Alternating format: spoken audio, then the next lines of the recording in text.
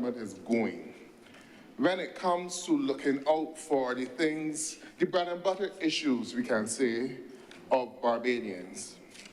We recognize that now, and I'm someone from the country who has been accustomed to getting sweet potatoes by the rod for $25 and things like that. We know now that you can hardly find an agricultural field in this country where you can go and get sweet potatoes $25 a rod.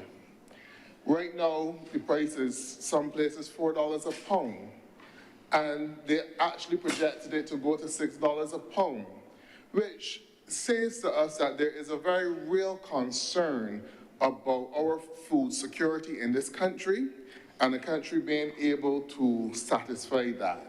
I know that the Senator Cummings, in her introduction, she glanced over the role of the Bullen Agricultural Station, which once sat on this parcel of land which we are addressing today, and the vital work in which it did in terms of contributing to agriculture within this country. It more so focused on horticulture in terms of flowering plants, and which could be a thriving industry for Barbados. And the tissue culture plant was also there as well.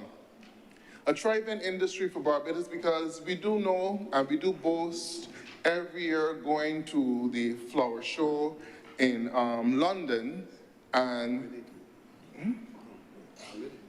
winning, coming back with either gold or silver gilt, but getting very high achievements for that. And it does go to show that there is an industry in Barbados for cut flowers, and there is an industry for the exportation of these cut flowers as well, and these horticultural products from Barbados.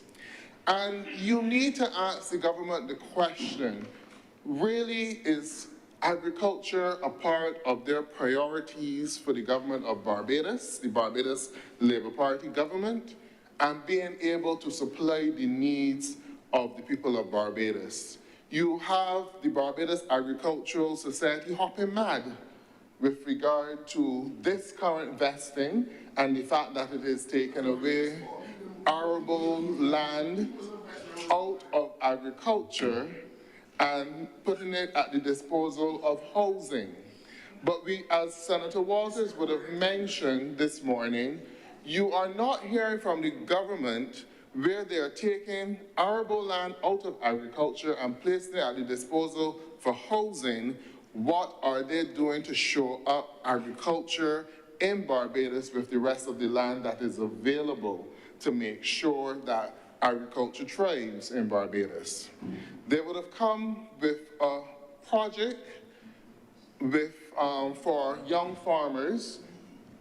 Practically everything which this government has touched with regard to agriculture has failed dismally.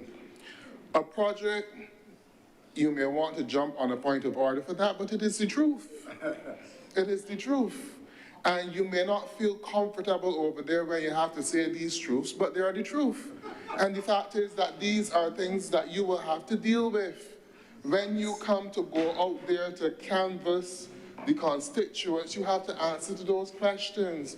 Because all know Barbadians are not happy with the way this government has treated agriculture in Barbados.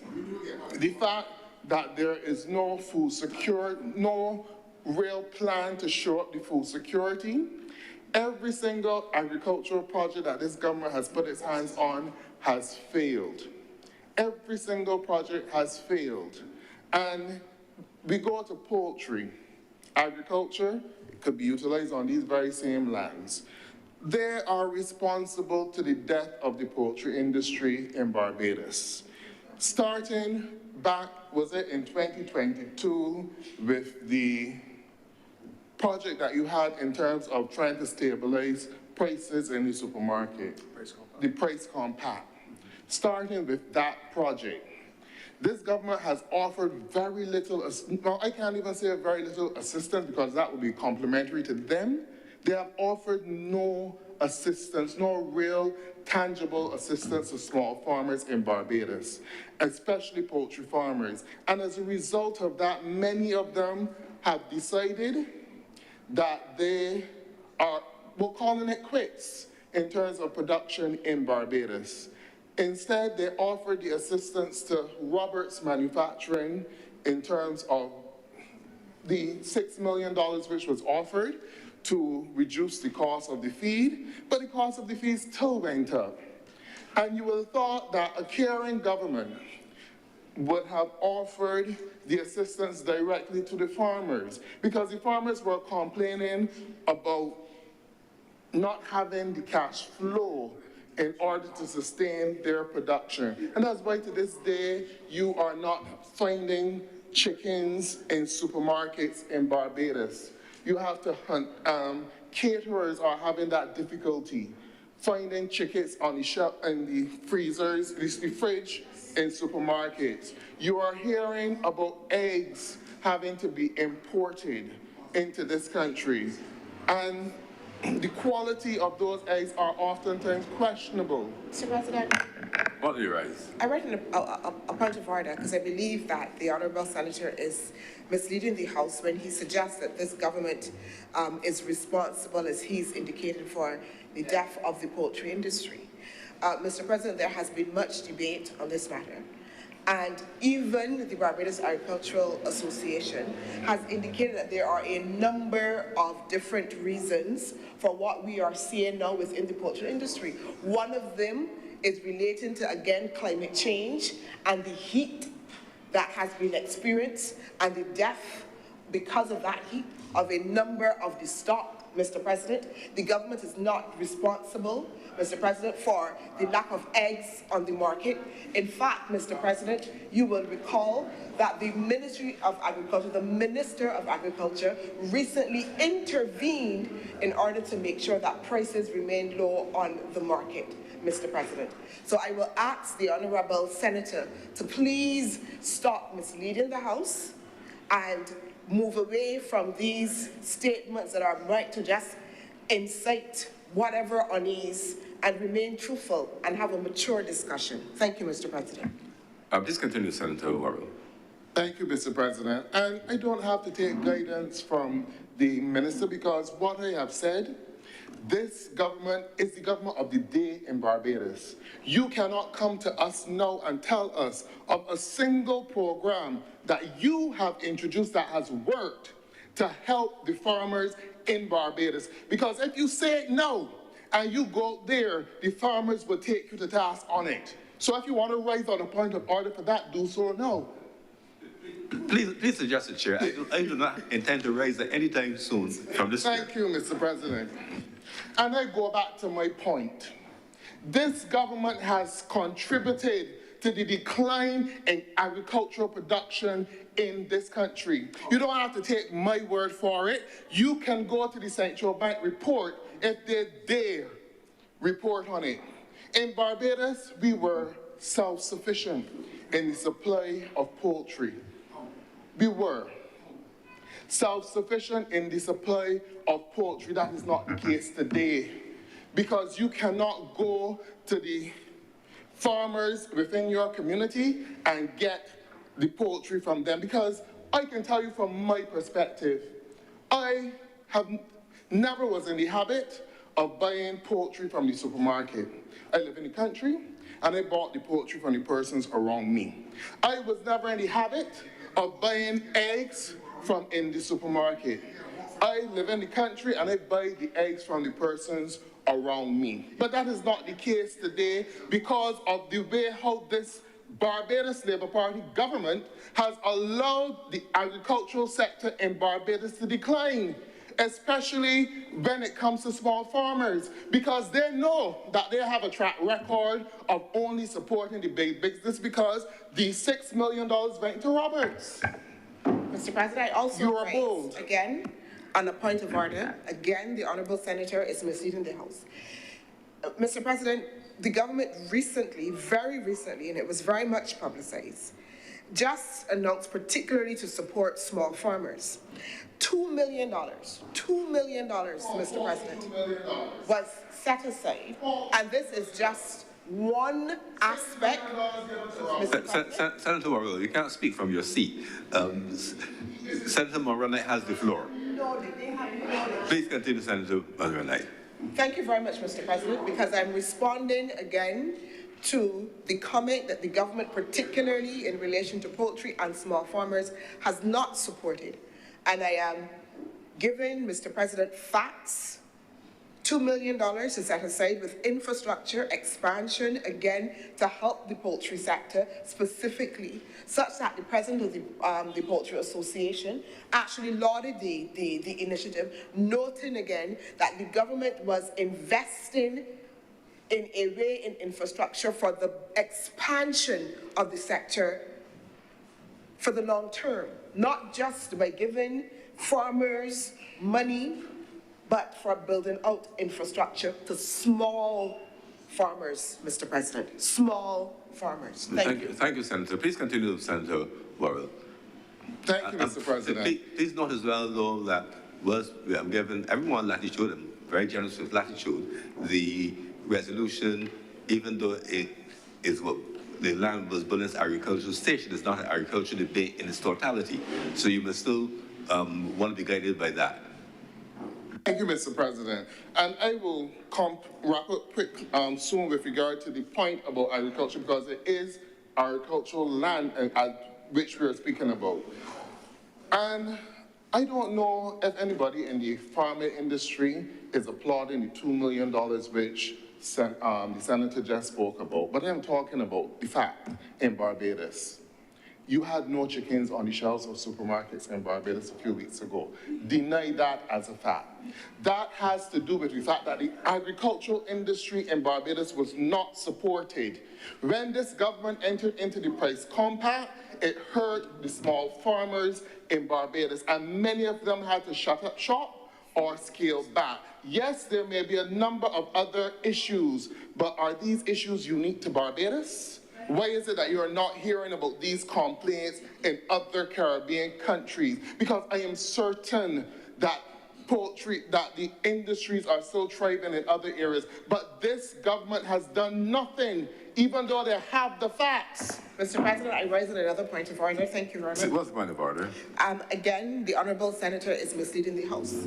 There is right across the Caribbean, and if he would perhaps do some further research and reading, he would know that CARICOM, the Honourable Member would know that the agricultural sector and its decline across the region was of such a serious concern that there was actually a specific agreement that CARICOM signed having to do with agriculture, and CARICOM ministers agreed to a program of 25 by 25 in order to raise production across the region by 2025, Mr. President. The seriousness of it, not only in Barbados, not only in St. Lucia and Grenada, but in Trinidad and even Guyana, Mr. President, right across the region. Thank you, Senator. Please continue, Senator Warrell. Thank you, Mr. President. The fact is, right, she cannot get up on a point of... the senator cannot get up on a point of order and just for the benefit of all... Mr. President. Of all honourable senators. According to the rules, first of all, we're all honourable senators here. A senator may be called by name, but as they say in old Barbados terms, you have to put a handle to it. So you can say Senator King, Senator Graves, you can say honourable senator, but there's no he, she, or anything of this sort. I know we're all friendly and so on, that we can get carried away, but just in terms of the honoured tradition of the Senate. And if you address the chair, you wouldn't get carried away with he, she, or what they say. Thank you very much. Thank you for your guidance, Mr. President. Mr. President, I will continue with my contribution. But the facts are there, and Barbadians recognize it that the Barbados Labour Party administration has done little or nothing at all to assist the agricultural sector in Barbados, and that is why we are in this state today. When the farmers were calling out because of the issues of the high feed, they gave the subvention to Roberts Manufacturing, the cost of the feed. Mr. President, I rise on a point of order. What's the point of order? The point of order, Mr. President, is that the honourable member is misleading the House. The government did not give any sum of money to Roberts directly. Roberts had a line of credit that was supporting the small farmers to allow them to procure feed from Pinnacle Foods. And that is the basis on which the subvention was given, the funds were given to Roberts on behalf of small farmers. Thank you for that clarification. Continue, Senator Warwell, please. Thank you, Mr. President, but that clarification is not accurate because I know that there were reports from the Minister of Agriculture about $6 million going to Roberts Manufacturing in a subsidy. It was said by this government. But I will continue, Mr. President. They have done very little to help, and as a result of that, a number of small farmers have gone out of business, and that is one of the main reasons for the crisis. They've cut down on their production. And Mr. President, if I can be challenged that we had no chickens in the supermarket over the last few weeks, I will sit down and take my seat and accept their word. But they cannot get up and deny that fact, Mr. President. I continue. So this resolution, the government needs to let the people of Barbados know what is their true intention with agriculture in this country and the food security.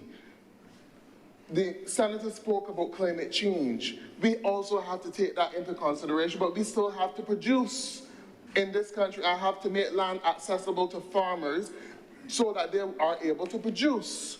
So that is the main point. And in returning to this resolution, I would like to ask the question. Senator Cummings, in her introduction, she spoke about the name of the place, that the housing project, which would be Floralis Gardens, I believe it was. But she did not specify the type of housing project and also the income level at which people will qualify for this project. I think that would be good to share with the people of Barbados the price range for this housing project, because we may come here today thinking that we are dealing with housing that will benefit a wide cross-section of Barbadians. But unless we know the price range for these houses when they're developed, that would help us to identify which market in Barbados we are dealing with this housing project. So I asked that question to Senator Cummings, and hopefully she'll be able to provide that response when she is doing her wrap-up today. And also to go back to some of the things that Senator Blackman would have said. Now, we also have Auditor General's report too that are not too glowingly about the Barbados Labour Party administration, Mr. President. But just to clarify some things with the one that he read, Senator Blackman read, yes, he did speak about $28 million, but that $28 million covered two projects. And out of those two projects, over 156 houses were developed. But I would like to draw this House's attention to a more recent Auditor General's report of 2024 with regard to the steel frame houses. So if Senator Blackman wants to drop Auditor General's report, let us drop one here too, of more recent vintage that this administration should ask themselves about and explain to the people of Barbados. But I will go through it and read just the same way the summary of the findings. Now, we had, after Storm Elsa, which Senator Walters mentioned, this government came with this brilliant idea of doing these steel frame houses, and the argument was that it would be able to help to quickly build out those houses which were damaged and get people back into those houses within 6 months. And they could not rely on the artisans here in Barbados because they said that that process would take too long. So they then went and they spent money in importing these steel frame houses into Barbados, which were supposed to house the persons who lost their houses in Elsa in 6 months. But you know, Mr. President, that only a couple of weeks ago, that some persons whose houses were damaged from Hurricane Elsa, which was in 2021, only just moved back into their homes. So that government needs to answer to that for that as well. Only just moved back into their homes. And there was considerable cost overruns with regard to this project. And when you compare that to the one that Senator Blackman was trying to make a mountain out of a molehill about, we were able to house more people. It was the first time a high-rise housing solution was done in Barbados. So there was some justifications because we have to come to the reality in Barbados. Have to come to the reality in Barbados that in order to house all of the people who are on the books of the National Housing Corporation requesting houses, that we need to look at high-rise developments in Barbados if we are intending to provide adequate housing for all of the persons out there who need it. But I want to go to the Auditor General's report, Mr. President, a special audit report on the acquisition and construction of steel frame housing units by the Ministry of Housing and Lands and Maintenance done not too long ago, Mr. President, the 26th of March, 2024. Let us talk about the current, the pain going through, that the people of Barbados are going through. The background to this, Mr. President, is that those houses were expected to fit 750 persons, but I will just read the summary of the findings. The audit revealed a number of issues which have prevented the successful completion of the project. They are outlined below. 1. The Ministry of Housing did not make all of the necessary building sites available in a timely manner that would have allowed for the prompt erection of the housing units. As at the 8th of February 2024, we started talking about something that started all the way back in 2021, when a site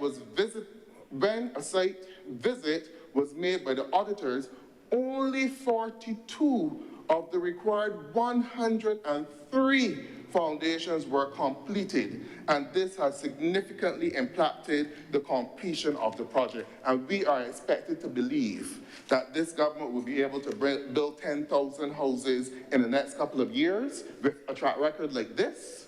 I continue, Mr. President. It was projected that the project would have resulted in 150 family persons affected by Hurricane Elsa in 2021, receiving housing solution as a result of the execution of the project by the 31st of December 2021. Over the course of the project, the number of family persons to receive housing units has decreased. And as at October 2023, only 23 of these housing units were slated to be assigned to those whose houses were destroyed. Only 23. Only 23. The cost of the project has risen significantly. This was due in part to an underestimation of the installation costs of the units and a rising prices as stated by the entity. And according to the Ministry of Housing, inflation on construction materials for the foundation and the sites. The original estimated cost of the overall project was $29.08 million. However, based on the review of the information received from the Ministry of Housing, the audit projected that the total cost for the project is now approximately $52.72 million, which is an increase, or an overrun as they would call it, of $23.64 million. How many houses they said were delivered? Only 23, and Senator Blackman will try to make a mountain out of a molehill of 2 2 projects which had 156 homes. But let us continue, Mr. President. There may be more. I trust you don't spend your time reading the rest of the report. You need to summarize portions of it. Well, the most important part of it was done, Mr. President. But the fact is, this Barbados Labour Party government does not have a track record to stand on in housing. And don't care however you try to slice or dice it, the BLP record on housing has been dismal. And when you ask them for an update on the turnover of the NHG houses for persons that lived in them for the 20 years, they cannot give information on that either. If they want to talk about a record in housing, we need to bring all the facts to the table. So we need to let the people of Barbados know about the Hope Project. And why has this Barbados Labour Party administration prevented the Public Accounts Committee from being able to investigate that whole project? Mr. President, I rise on a point of order. The honourable member is grossly misleading the House. As I recall it, the Public Accounts Committee has not met since the honourable member has become a member of the Senate. And therefore, on what basis he is attempting to speak about the rationale for the Public Accounts Committee, it is beyond me. But secondly, Mr. President, the Public Accounts Committee has met and it has agreed that it will consider the report of Hope, which has not to date been submitted. So you can't consider a report that has not been submitted or laid in Parliament. The honourable member is misleading the House, and it is not without some deliberation.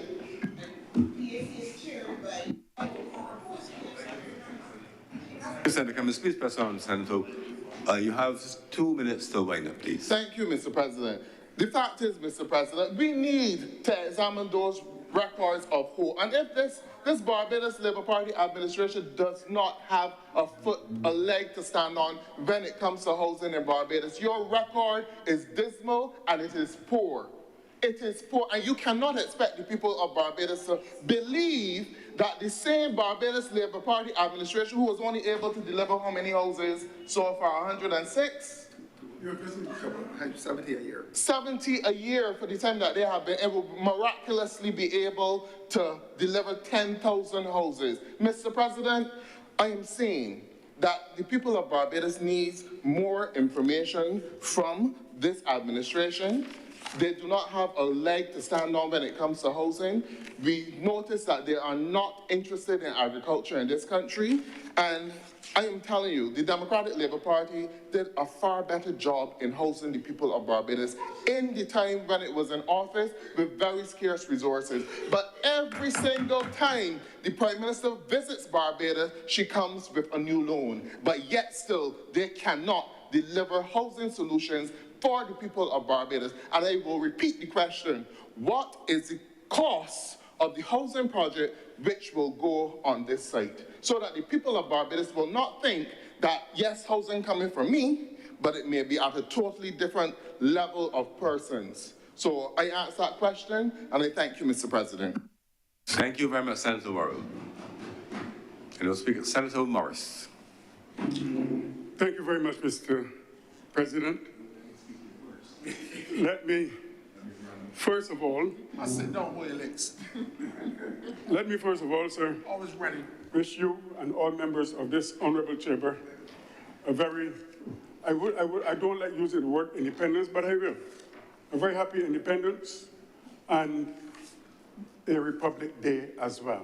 I don't like using the word independence, sir, because, you know, it was used in a poem for England to join the European Union. But happy Republic Day, sir. The other thing I want to begin by saying that it seems as though all of a sudden the members of the Democratic Labour Party have washed their sins in the blood of the Lamb, and they are now holier than thou and anybody else in this country to speak on any matter. Because, sir, let me emphasize that I heard a lot this morning about using independent analysis about using the facts. But yet, when there are independent analyses on this country by independent analysts, people like the IMF, people like Fish, people like Standard & Poor, people like all the other ratings, yet it is questioned, but we must accept what the members of the Democratic Labour Party say about this economy, and at the same time, reject what the independent analysts say. And that is what we are being told in here today. The other thing, sir, I want to talk about is food security and agriculture and housing. All of a sudden, food security is a major issue in this country in relation to land. Well, sir, you know, I'm a student of history, so I go back. Food security was not threatened way back in 1961, when the Prime Minister said he would like to look from St. Philip to St. Lucie without seeing a cane blade. I understood it then. I understood it. But let me say this. Westmoreland Plantation, that was arable land. Okay? Oysters and all those places were arable land too. That was arable land too. But what did we have, sir? That Westmoreland Plantation, Sandy Lane, Molyneux, Lascelles, all of them were cut up and sold to expatriates. That is how we end up with the West Coast. Not the Barbados Labour Party. Not the Barbados Labour Party. That is how we end up with the West Coast. Owned by Oliver Messels. Owned by Ronald Tree.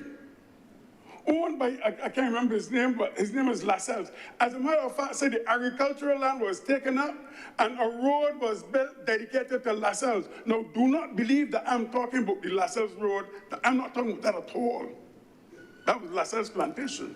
What I'm talking about is that road, that name after Lascelles, when you come coming up through Seaview, and you're going up just at the left, there's a road called Lascelles Road. So all of this was cutting up. And the land was given away because they were able, they bought the land on the West Coast at concessionary prices. I have no problem with that, sir. Because I believe in the mantra of Owen Arthur, former Prime Minister Owen Arthur, that land must be used for its best economic advantage. And when we are talking about all of this agriculture, sir, agriculture was on the decline now for years. It was on the decline for years. And truthfully, many of our young people are not going into agriculture. And I can understand why. Because there's a stigma attached to agriculture. In addition, governments in other countries are subsidizing agriculture. So it means, therefore, that we may find it very difficult to compete. We may find it very difficult to compete. So all of these things have been taken. All of a sudden, we have a situation where they have washed their robes in the blood of the Lamb, and now they pretend to be so innocent. When agriculture started to decline long ago, not just now, long ago.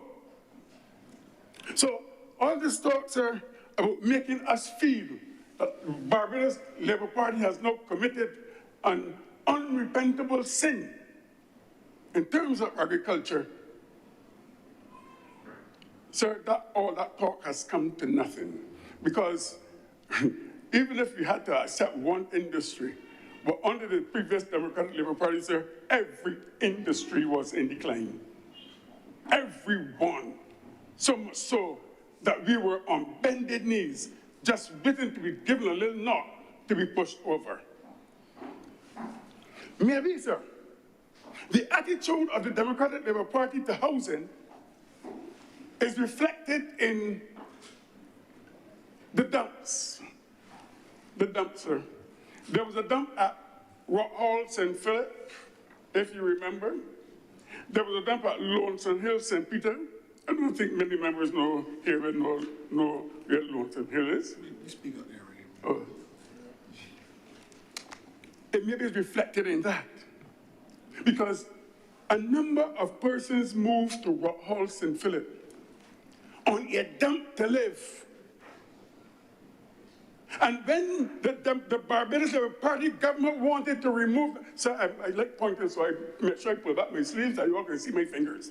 But when the Democratic Labour Party, when the Barbados Labour Party wanted to move these people, the people were told, don't move, don't touch them. You all don't remember these things, but I remember. So it is okay for people to live on a dump,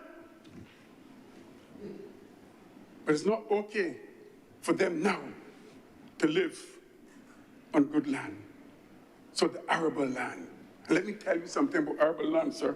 I always look at the Cuban Revolution, and there's one thing that I admire about it, that previous to the revolution, the best land in Cuba was owned by foreigners, by expatriates.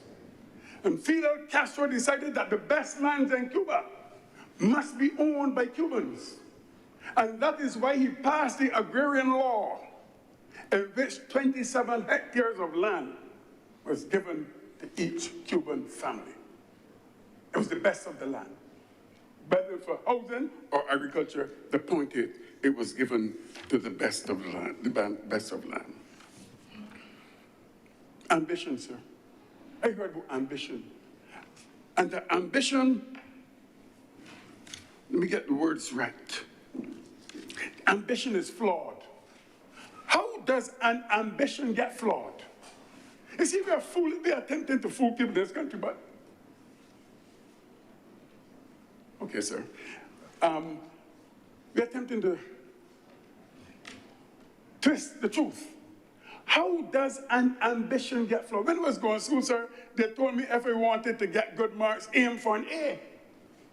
Aim for an A. That's what I aim for. But in response to that talk about ambition being flawed, my response is, Nil Odakiai, Nil Prayan.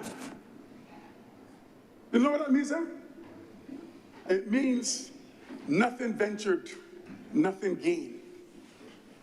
It would pay us better to look at these things, sir. Housing?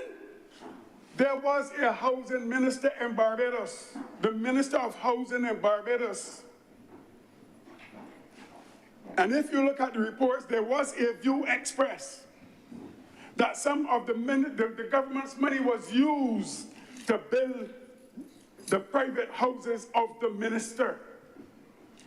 And they challenge anybody in here or in this country to deny that.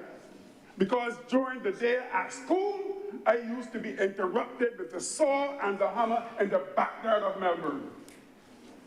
So don't come now and tell me that your hands are so clean. And that was one of the scandals all over the place. That the minister of government was also a house seller, sold house, built them and sold them. And I remember standing up in the schoolyard one evening. This is what I saw, sir. And one man was not paid. And he was told to leave the premises, having worked for a whole week. And the man stood up in the ministry, in the yard, and he cried because he had nothing to take home to his family. So don't come in here, sir, and believe that everything was so well and good under you. Remember Haynesville, sir? That means the people at Haynesville were promised the land, were promised their units, that they were in bad conditions. And even so, even though they were promised, the deeds were not drawn up for them. So speak to your record, but don't come now to make it seem as though that your hands are so clean. We talk about land and housing. Do you remember, sir, the $500 million that was supposed to be spent on, and was Andrew, the one at St. Joseph? Is Andrews? The Andrews factory? Do we remember the 500 million that was supposed to be spent on that? Where is Andrews? Where is the factory? Where is the thing to make the tambourine? The instrument, all that. Where is that money? And we are talking river tambourines that they were supposed to convert into animal feed. So if you come in here, sir, and you want to talk facts, let us talk facts. But don't tell me that your hands are low, so you have washed your robes in the blood of the Lamb, and you're so innocent. Not you, sir. I'm talking to persons who are talking with these things.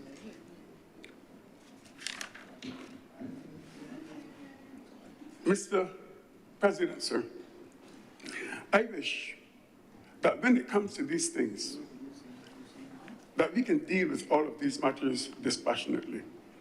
I may have been impassioned myself because of the route that I heard going down here by the honorable senators from the opposition. And you know how it is with figures, sir. We know with these things. But when you take up on truth and make them facts, it reminds me of Jesus before Pilate. What is truth? And the reason why I spoke on this issue and I spoke like this, because when those of us who know the truth do not speak up, dire consequences follow.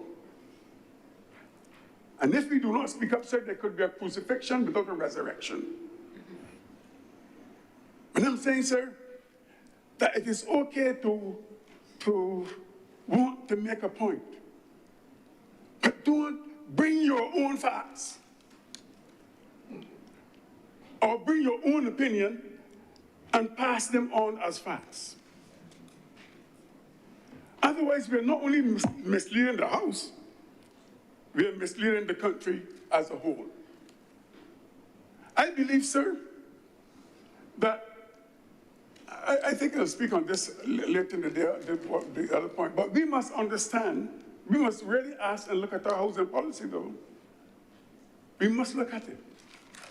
Because we must ask ourselves, if our young people really want to invest in housing, because many of our young people these days, I don't want to say they're not committed to a country or our country, but our young people, and I taught, sir, for 30-odd years, and I listened to them.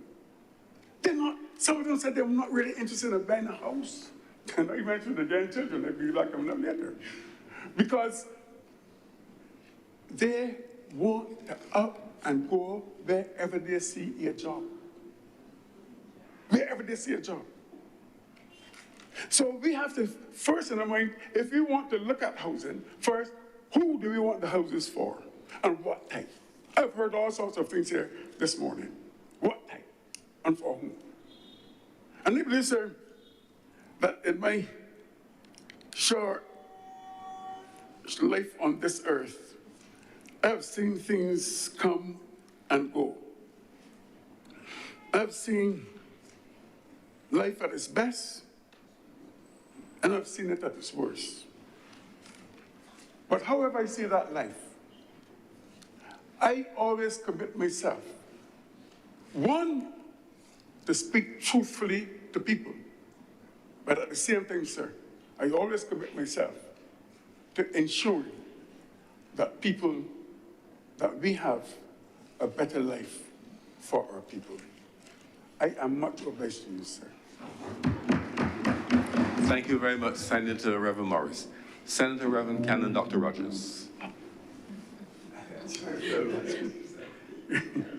Brown John. Thank you very much, Mr. President. I just rise for a brief moment to speak to this resolution. I do not think that there's anything to oppose in the resolution, but I think as we gather this today on the cusp of the 50th anniversary of our nation's independence and its 3rd anniversary as a republic, this particular resolution gives us an opportunity to do some introspection in terms of what are our goals as a people in this instance where housing is concerned. So I left this island in 1976 and returned in 1987 and has been here ever since. And for as long as I can remember, administration after administration has been discussing housing. When it wasn't hardwood, it was honeybee, it was all kinds of solutions. We have steel framed, everything. And today's discussion has been reflective of that. I do agree with Senator Walters when he said this is not a BRD scenario. And I would hope that it wouldn't be a BRD scenario, but in listening to the discussion this morning, all we've heard is accusation of one administration after another, and who built what and how many they built. And at the end of the day, none have really come up with a meaningful solution. And it causes me to go back to something I would have said in this honorable chamber some time ago, sir, that we're too small a nation to be trying to turn around the ship every time an administration comes to power. We need to have a national plan, and I believe we need to have a national housing plan, the type of housing we will invest in, and administrations become elected to manage the plan. But we cannot be going one after the other. Every time an administration changes, we just decide, well, I like how these things look, let's do that, or I like this plan. Because in reality, later on today, we'll discuss the Barbados population policy, and this particular piece of legislation actually counters something in the Barbados population policy.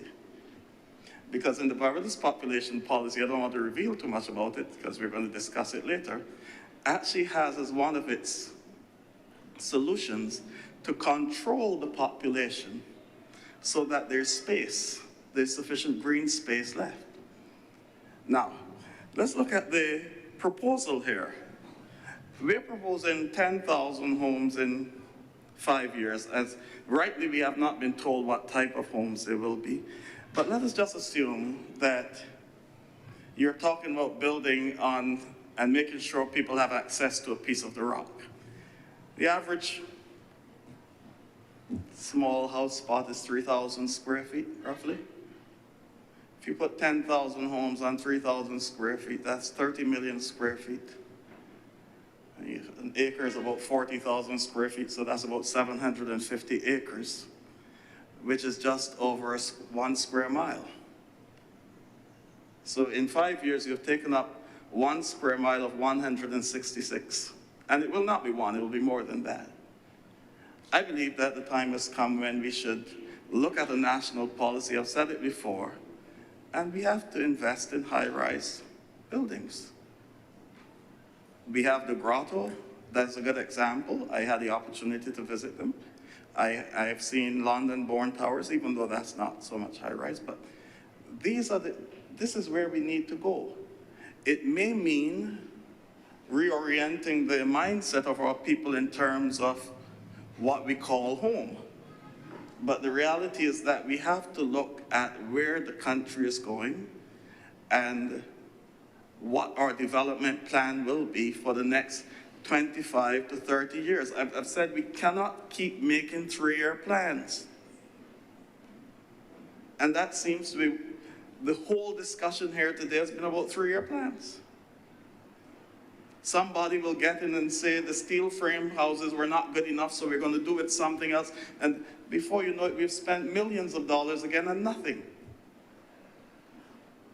I think this gives us the opportunity on the eve of our independence to think seriously about what we are going to do for this country that we call home, what contribution we're going to make as the parliament of this country right now.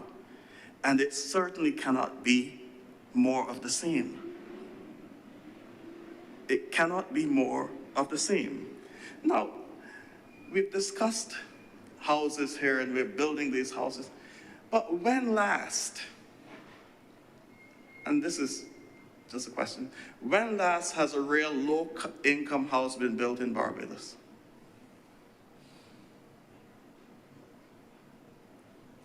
But we'll have to determine what is low income. But I know half of these houses that are being produced, there are a lot of people can't afford them. And there's a reason they cannot afford them. Because the price of land in Barbados skyrocketed in the late 90s, early 2000s. So even you could put the cheapest house on a piece of land in Barbados, it's going to be expensive. It's going to be out of the price range of some people, of the very low income people that we're trying to help. And so perhaps if we go into the more high-rise type buildings, it cuts out that cost of land that the individual person will have to pay. And perhaps will make things a little more affordable for the people who desperately need housing in this country. But we certainly cannot go on, because if we continue like this, we can leave this parliament and come back 25 years later and they'll still be arguing about the same thing. We are too small. Look, in the last few days, I've had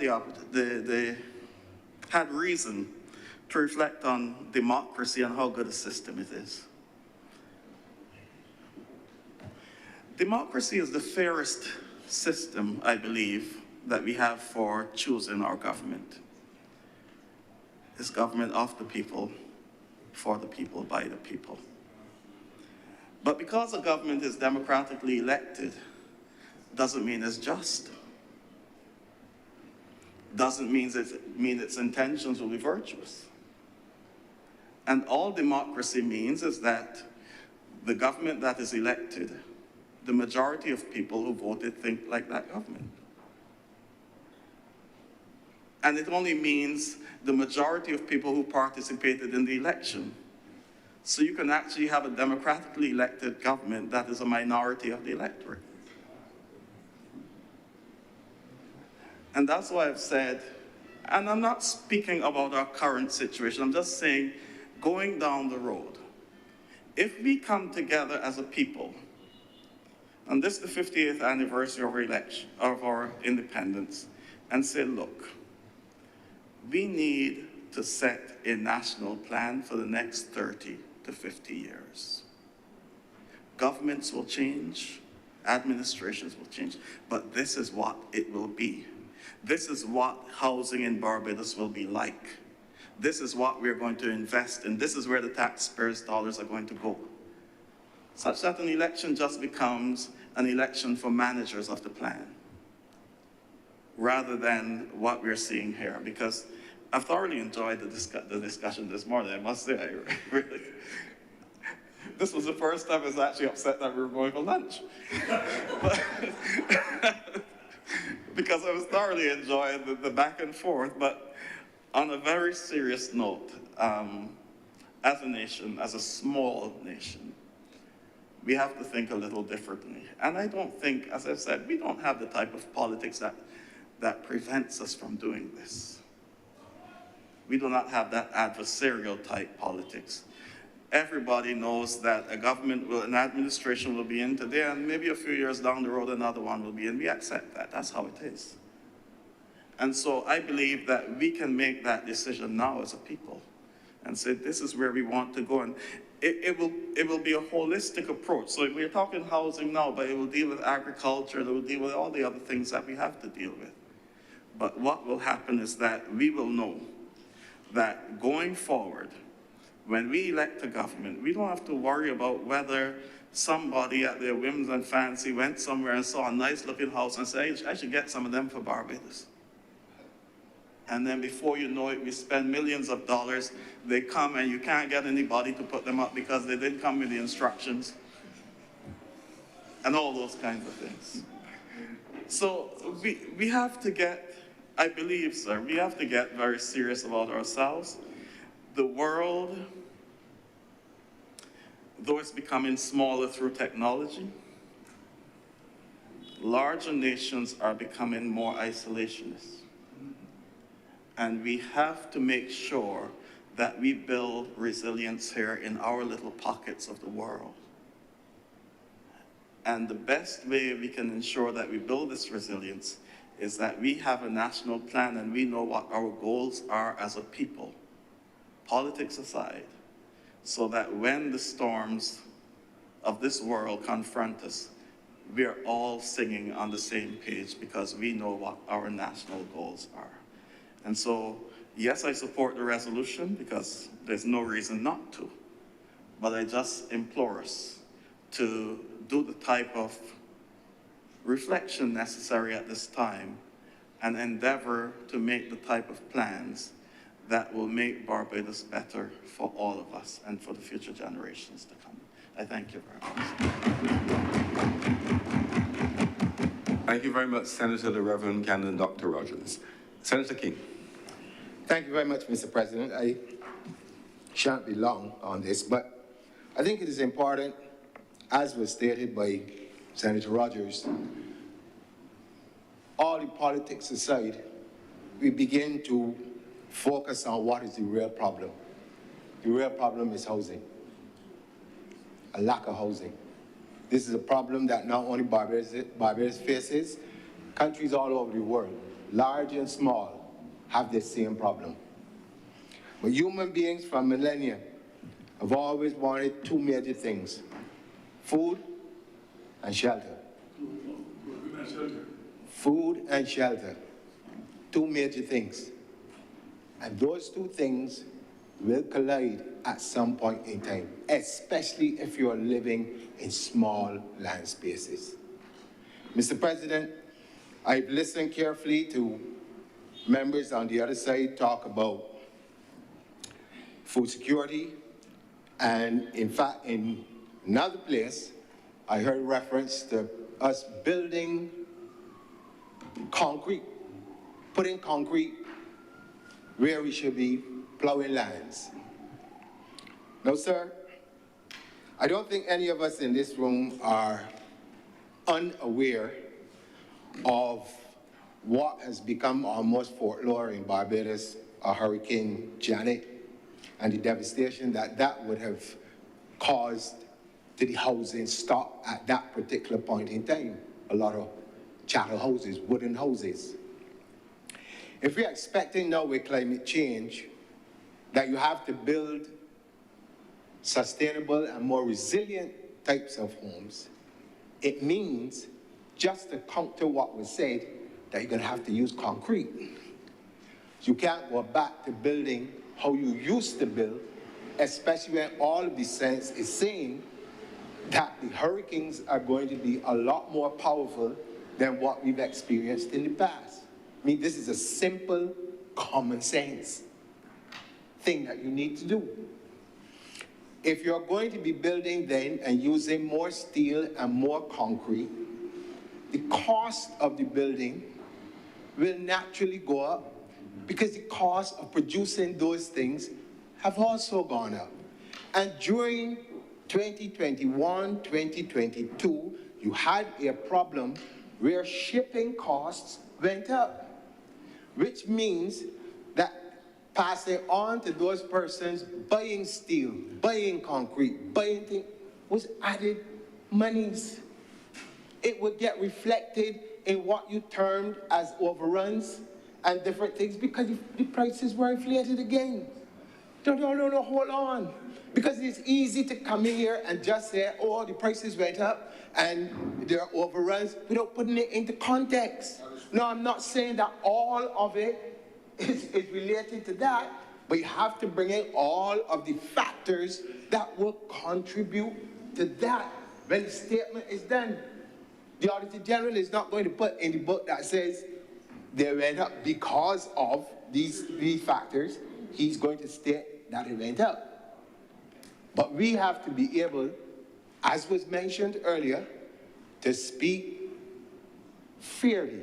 I ain't gonna say truth because I've learned from my grandparents that in Barbados there are a number of people who are strangers to the truth.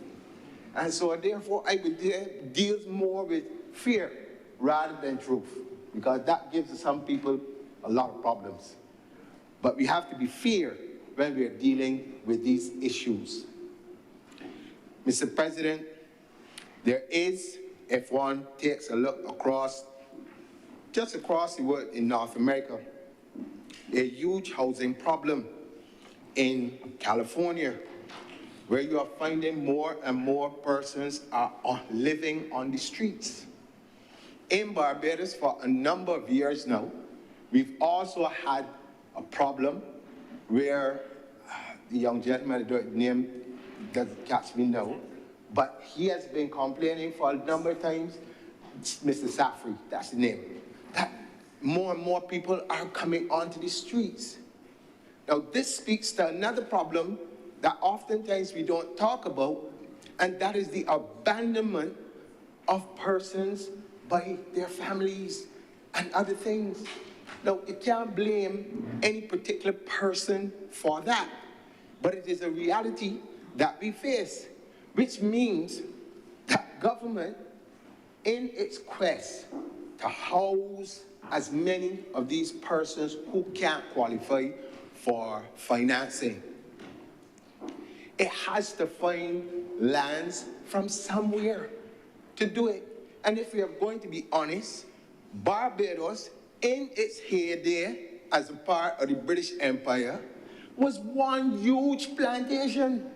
There was no land that you couldn't say wasn't agricultural land except the houses that the people who ran the plantations lived in. Everywhere else was agricultural land. So that as things change, and we are now the ones responsible for building homes, those people prior to that didn't have to build any homes for anyone. So they could have as much agricultural land as humanly possible. We don't have that luxury today. We have to be cognizant of the kind of messaging that we send out there when we are trying to score political points. Because at the end of the day, you're dealing with human beings. And if you either incite them or cause them to lose hope in their own existence, you're doing them a disservice. You're doing them a disservice. And if you're hoping to form the next government at some point in time, you have to begin to think about doing them a service and not a disservice. So while we can, in here, none of us in here, none of us don't know what it is to be homeless. Not one. But there are people out there who know it, and know it well.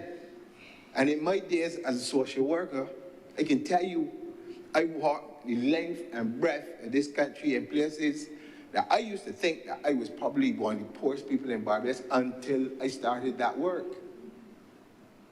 And I began to see with different eyes the dire straits that happens. And it's not any government's fault. It's just that in some instances, some persons, families from one generation to the next cannot help themselves. And the only recourse they have is for government to be helping them. I want to go back to something that was said in here earlier, especially in the 90s, because for me that was an interesting period in Barbados' development. Someone made the point that under this administration, a lot of houses were not built. I dare to tell you that under this administration, in that particular time, because I study it well, because I had to write songs about it, I had to study it, that there was a building boom where more people were in developing lands and building homes than we've ever seen, ever. Ever. And at that particular time, if you measured what government was doing in terms of building homes, the numbers should be down because there were a lot more players involved. But what the government did, they created something called Barbados Mortgage Finance. That even when it first, people calling me and asking me as a Calypsonian, come and get yourself sorted out. So if you have that, People have access to funding. There's no need for whole 10,000 people to run to government to get it because they got the financing to go and do it, do what they need to do. So when we begin to look and criticize about how many houses government was able to build or not able to build, you got to take all these other factors into consideration. Because if you got a building boom and you have access to financing, nobody is saying now waiting on the government to build a house. They can get the financing and build their own homes. What you should do is try to find out what are the figures to show how many people had mortgages from Barbados Mortgage Finance, how many homes were built, and put that into the equation. Then we will begin to talk something a little bit more factual about what we're dealing with, and not just conjecture, so that we, like I said before, that we can score some points. A lot of other factors you got to take into consideration. But at the end of the day, Mr. President, and I'm going to wrap up now, we have to get serious about what it is we want. Because I also heard from the other side that they have a problem with steel frame houses, which is the technology. And I always say to people, if there is technology available that is going to help you to build faster, to build stronger, to be resilient, why not do it? Because if you are anti-technology, let us all then take our cell phones, our devices, and all these things, and throw them away, and go back to typing or just writing. And I'm sure that nobody in this room is going to go back to that. So you have to open your minds to advance. I understand you're trying to make a point about small players going out of the market, but the demand is such that you need to supplement it with other technologies and other things that you can do. It will not put all of those people out of work, because at the same time, I'm sure that they learned how to construct and do all the things as part of working with it. So, again, sir, this is this government's attempt to solve a problem that we have had for generations. And I think is a step in the right direction. There is no lands, and I'm going to repeat this again for all those persons who may be listening. There are no lands in Barbados that at some point in time were not agricultural lands. But if we have to find a balance between providing housing and getting food. And that is why you would notice that a number of people are no longer just farming in terms of digging up the ground. People are getting things, hydroponics, aquaponics. They're using all sorts of different things to produce food, and produce a lot of food in urban spaces all across the globe. So again, using different technologies. One of the problems that the Democratic Labour Party has had for as long as I know myself, and I'm 60 years old now, is a myopic view of the world. And you cannot exist in the world with a myopic view, because as things change, you have to be able to adapt and to make use of those things that will be beneficial to you, and to know what things you need to throw away.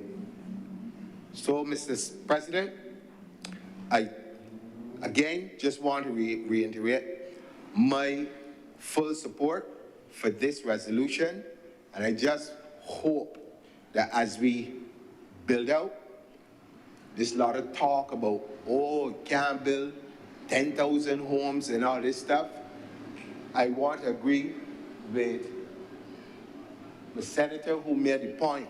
In life, you aim high. And working again, I always used to tell students that, aim high. If you aim for the stars and you only reach the sky, all you have to do is to look back and see how far you came. And with those few words, I'm obliged to you, sir. Thank you very much, Senator King. Senator Nurse.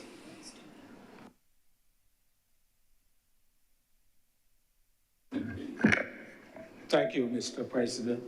I won't be very long. I know that this is the evening before celebrations this weekend, and I don't intend to detain anyone for a very long period. But I just wanted to make a few brief comments. I know it cannot be easy for any government to have to balance all of the demands for land, for housing, for commercial purposes, and for all the other reasons that we require expansion of land for recreational purposes, providing facilities for communities to congregate and so. So it's not an easy task, and any government has got to try to do their best in terms of balancing all of those demands. I raise that issue in the light of the fact that it always seems more than ever that when there's a demand for land, it is always the agricultural land which is used and utilized for that purpose. And of course, we know that once we take land out of agriculture, it is gone out forever. And what is worrying for me, and this is not something that I've not said in here before, but I raise it again because I think it is worth repeating, is that when we had in the 2013 Physical Development Plan, Mr. President, that report identified something like 45,000 acres of land, which would have been available for agriculture. We had the 2017 Physical Development Plan, which was debated in this Honorable Senate not very long ago. In fact, it may have been this year or late last year. And that plan suggested that at the time only 28,000 acres of agricultural land could be identified. That is to say approximately 50% between that period, 2013 and the 2017 period, when these physical development plans were prepared, that you have lost in agriculture. Now, I don't know what the policy of the government is in terms of agriculture. I sort of heard some hints from, I believe it may have been Senator Morris, that agriculture is dead. I think that effectively he said agriculture is dead. And he also made the point that really land should be utilized in areas where it has the greatest economic value. Now, that may be, I don't know if that is a hint that the policy on agriculture of this government is, the present administration is changing. But I also note, of course, that government has invested itself. I raise a point of order, and I hope that the record of the Senate would make it clear. But certainly, I did not hear Senator Morris indicate that agriculture was dead, or make any indication in his contribution to this honorable chamber that would suggest any indication in his mind that agriculture was dead. So I am unclear, Senate. I'm unclear, Mr. President. Senator Morris is present. Perhaps he may care to clarify. He has not objected. Sir, I did say that agriculture was on the decline, and it has been so for years. An entirely different statement. It's inflammatory. Please continue, Senator Nurse. Well, look, I am not going to prolong the debate on it, but the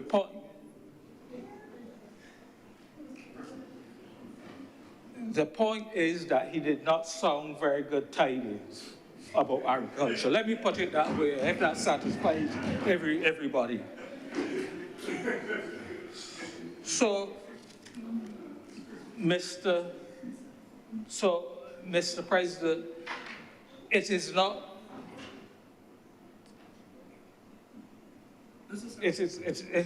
not to say that everything is going good in agriculture. We heard when this government took up the administration in 2018, we heard about medical marijuana. We thought that that was going to be the great alternative and the big area that will carry agriculture forward. That now seems to be, perhaps I shouldn't say it dead again, but you're not hearing anything about that.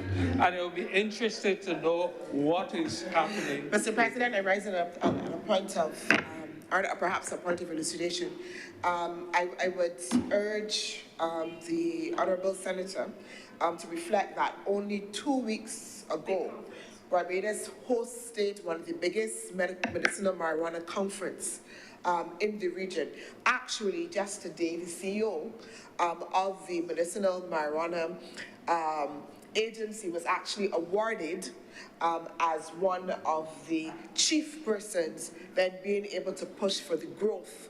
In fact, again, the record will show that Barbados has issued a number of licenses under that regime for medicinal cannabis as well. We note, Mr. President, there are problems with banking, but in fact, the sector, as I said, has issued a number of licenses. There are people operating under those licenses. And again, 2 weeks ago, major conference in Barbados. So to suggest that nothing is being heard about the industry, again, is seeking to mislead the chamber. Thank you.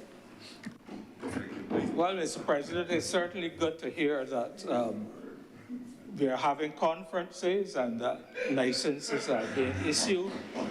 Not sure, though, that the production is actually going on the ground.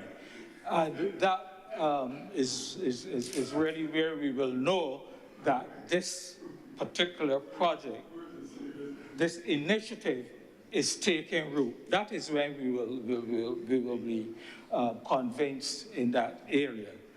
But I move on, Mr. President. What I am concerned about is the continual use of the agricultural land for these other purposes like housing and so on. I just had a look, Mr. President, at the order papers that we have had just for this year, not talking about all the others. But, you know, we had this one, we had resolution vesting of NHC land in holders, which we're now discussing. Resolution reacquisition of land at Trents. Resolution revesting of land at Pilgrim Place in Christchurch. Resolution revesting of land at Castle Grant Plantation in St. Joseph. Resolution pertaining to compulsory acquisition of land at Work Hall in St. Philip. And we go on and we go on. And the point is that these were all lands that were at some point in agriculture. So the process is going on, and my concern is, can we get a policy from government about what are the serious plans for agriculture? Government only this year, earlier this year, I believe it was, began the process of divesting itself of the sugar industry assets. Another indication that perhaps government's main thrust is not going to be in agriculture. And we have to look at all of that in the context of the fact that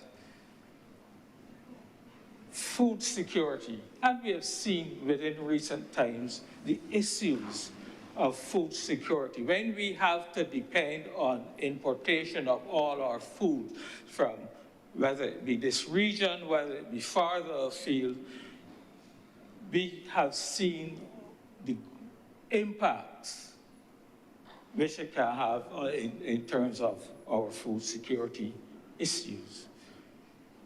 And therefore, I would like to hear articulated at some point a serious policy on where we are going, if we are going anywhere, or if we are giving up on agriculture. And if so, what alternatives are we looking at? I know that as you drive along the country within recent times, you see a lot of these alternative energy systems springing up on various agricultural lands. And I would hope that I have nothing against alternative energy systems. In fact, I would be one of the proponents in supporting government on seeing that sector grow and improve. But I really would like to think that as we move along, that we are not utilizing our best agricultural lands for this purpose. And so it is just to urge government to continue to be very careful in how it is utilizing the agricultural land. And we are really getting down to the stage now where we have to ask ourselves, is there still a critical, are we at the level now where we still have a critical amount of agricultural land available that agricultural can continue to be a viable sector.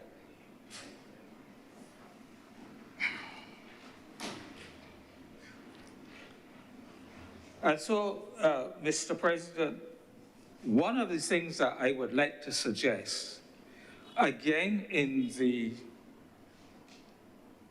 physical development plan, I think it was, which again, the 2017, we recognize, or the issue, the question was raised, that there are several developed lots, I believe, which have been transferred out of agriculture, which have had a change in use, but are still sitting idle and nothing has happened with them. And I would like to think that as we think about our housing policy, we start to look at those areas. We start to look at the city of Bridgetown again. We start to look at the areas where we have direct housing settlements and see how we can utilize that land to re-energize the whole housing sector without having to continually deplete the already scarce agricultural resources. And so while, as I said, while I understand the issues and the pressures and the demands for land for alternative uses, I would just end by by urging the government to continue to seriously manage our lands for the best of our people, and that I don't want to be driving around Barbados one day and everywhere I I see buildings and houses and so on. I like to drive through the country and see some nice green areas and so on. And I hope that this will be continued as we move ahead. And with those few words, Mr. President, I am obliged. Thank you very much, Senator Nurse. Senator Cummings, please wrap up. Thank you very much, Mr. President. I want to express appreciation to all the honourable members who have spoken in this debate on this resolution. And I want to begin my wrap-up by answering one particular question. There was a question that was asked around how many houses are being built at this location. I believe that the Honourable Minister, in his very extensive presentation, would have shared that construction of 28 single units is underway at Bullens, and it is expected that by December 16th of this year, 15 of those units will be completed and ready for handover, and that by January 2025, in a month and a half or so from now, that the additional 13 units will be made available. This is information that has been shared before by the Honourable Minister with responsibility for agriculture. Now, Mr. President, in my closing, want to deal with a couple of things. I want to take the time, Mr. President, to say that there is always going to be, if we are to hear the words of Senator John King, there's always going to be an inherent tension for land use. That is a fact in a place where land is not an infinite resource. We are not Guyana. We don't have acres and acres and acres of open land and jungle and virgin territory. We are not Brazil that borders 8 countries. We are 166 square miles, and there is no scenario where there is not always going to be a tension between the different purposes for which we use land. And I want us to be very clear on that. Barbadians have, I think, one of the top public services in the region and in the world. It is populated by persons who have specialized in different disciplines, and they include planners. We have planners in this country. It's fine for politicians to stand and attempt to score political points, oftentimes cheap political points, trying to talk about what this government is not doing. But the fact of the matter is, this government does not act on its own accord. It functions on the advice of technical officials. And technical officials assess using the best technology, the best expertise, the skills, continuing professional learnings that they're doing to be able to guide the government on how to make the best use of what resources it has. A planner on any given day, Mr. President, has to make determinations about land for housing, land for schools, lands for commercial development, lands for hotel development, whether beachfront or roadside lands. It has to make determinations about lands for housing, for low-income housing, or whether it is going to be condos and villas. Every single day, planners have to negotiate those tensions between how we use lands. This is no utopia where you just have lands appearing out of nowhere that are earmarked for one thing versus the other. We're always going to battle that tension. And governments with the best technical advice available to it from its technicians should make those decisions in the interest of its people. I don't know if the notion of there being the most economic use for land is even something that on its own stands, because, Mr. President, there are social costs, there are environmental costs, there are all kinds of physical other attributes that are typically to be considered when making a decision. And so there's more than one variable that is considered when making decisions on land use. The resolution before us speaks about a plot of land that has not been in agricultural production since the late 1980s. It has not. It does not mean, and I believe I said so in my presentation, that the activities that were being undertaken on that site were not and have not been incorporated elsewhere. I said so.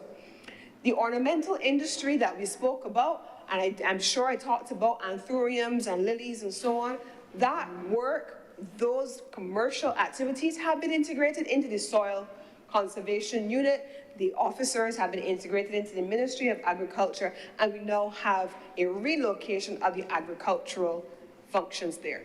There will always be tension in 166 square miles for the use of land.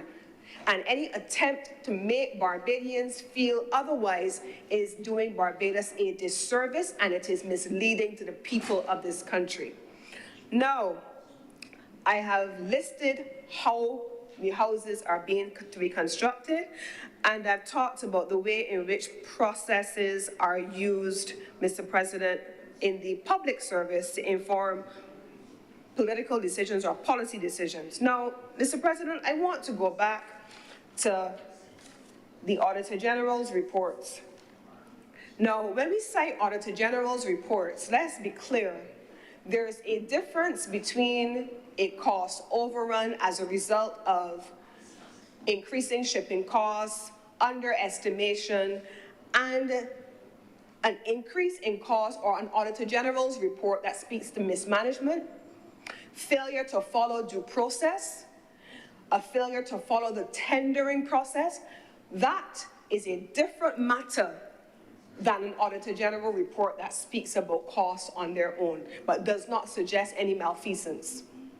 There is a difference, Mr. President, and I believe one of the honorable senators made a point, and I want to go into the same Auditor General's report, speaking about the question of low-income housing. This government, when we came to office, definitely shared a concern, and I think it's a legitimate concern to be raised even now. When you are building a house or building houses for low-income owners, ostensibly, they have to be affordable to low-income earners. And that is why I pointed out that for these projects under the government's housing program, the government has sought to ensure that we, in the absence of a Barbados Mortgage Finance, and for the very purpose of making it affordable to low-income earners, that the financing mechanisms would be innovative. That's how we had the HOPE project. Homeowners producing energy, so that you're using the roof and the creation of energy to be able to subsidize the pricing. That's why we have introduced lease to own, rent to own schemes that allow you to pay rent or pay lease type sums, and then at the end of a designated period, that is converted into a property that you own. So there's more than one way to get to the final destination, and we have attempted to use those. But Mr. President, in the Auditor General report of 2016, it makes this point. On Valerie and Grotto, yes, high-rises.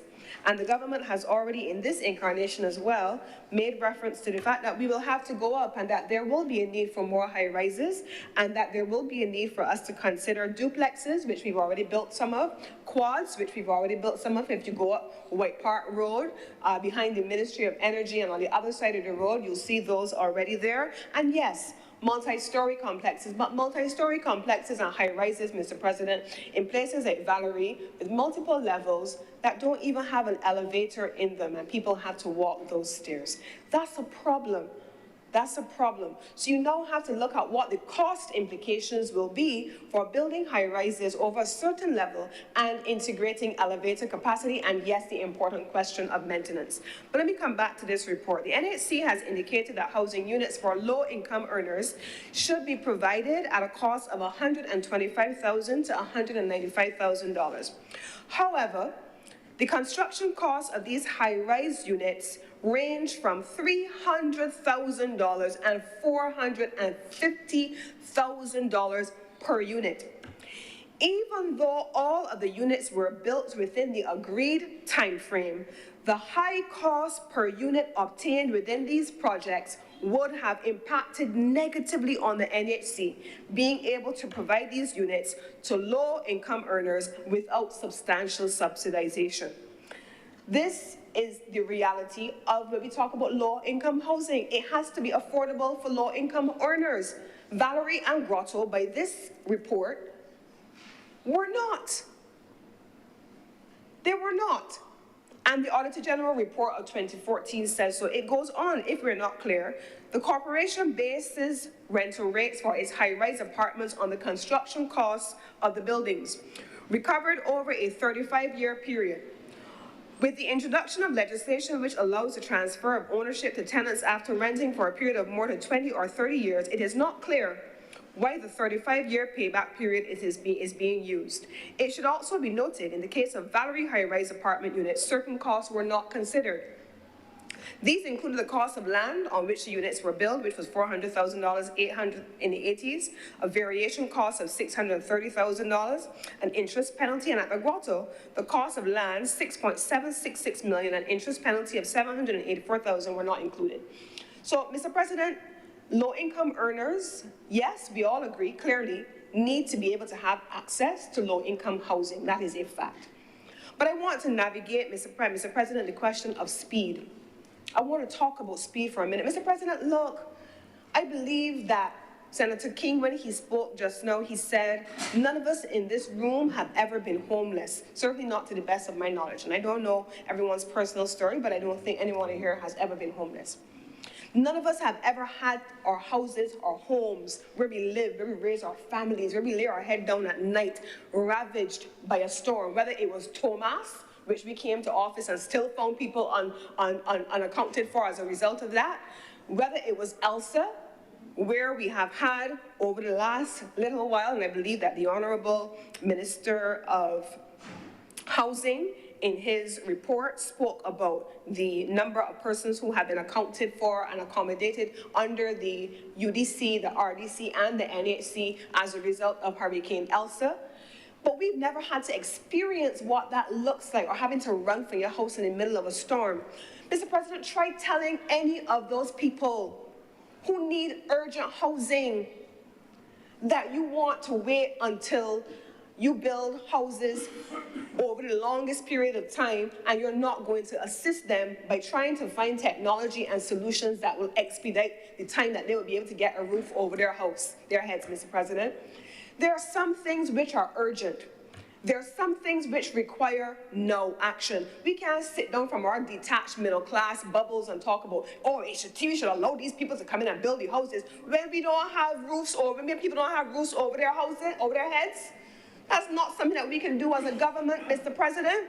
It has to be done now, and it has to be a priority. It is the reason why, together with the Ministry of Housing and the Ministry with responsibility for people empowerment, there were persons who were accommodated immediately, whether they were accommodated in apartments, in hotels, in Mangrove, in the Labour College, whether they were accommodated in group housing, all of the arrangements that needed to be made to put people in housing on a short-term basis because of the immediacy of the situation with Hurricane Elsa. And that was what needed to happen at the time, Mr. President. The response over time, however, would then have necessitated the construction, either the repair of those houses or the provision of new houses to be able to allow those persons to live once again in dignity. And I want to share what the Minister of Housing shared in the other place when he spoke about Hurricane Elsa. He talks about over 679 repairs having been completed to date, while a total of 535 houses have been built over the corresponding period. He talked about the fact that the expenditure for those houses, both repairs and new builds, was $86 million, $148,310.82. The Honorable Minister of Housing went on to break down how the repairs and the replacement housing was done for Hurricane Elsa under the NHC. Repairs completed under the NHC were 503 houses. Under the Rural Development Commission, there were 83 houses. Under the Urban Development Commission, there were 93 houses, bringing us to a total of 679,000. So to say, Mr. President, that this government to date has not built and has not put the effort into housing and accommodating persons affected both by Hurricane Elsa and, yes, by Hurricane Thomas, tropical storm. Actually, no, Thomas was not even a hurricane. Thomas was a tropical storm. We were not even in government when Thomas passed through this country. We still found ourselves accommodating persons from Tropical Storm Thomas and those under Hurricane Elsa, Mr. President. That is the Barbados Labour Party. That is what we did, Mr. President. The RDC then went on, Mr. President, to complete 83 repairs, house repairs, at an overall cost of $3.9 million and 156 rebuilds at an overall cost of $16.5 million. The Urban Development Commission completed 93 repairs at an overall cost of $3.6 million and 133 rebuilds at $11.4 million. This is a government that should hang its head in shame on housing and on provision of support. No, Mr. President, those numbers don't support that. And so I want to say in support of the Honorable Senator, our own, we call him affectionately New Rev, but the Republic of Barbados, Reverend, Canon, Doctor, I never remember what your order is, but Senator Rogers, in his conversation with the nation, made several important points. And I want to take the opportunity to close on at least one of them. Mr. President,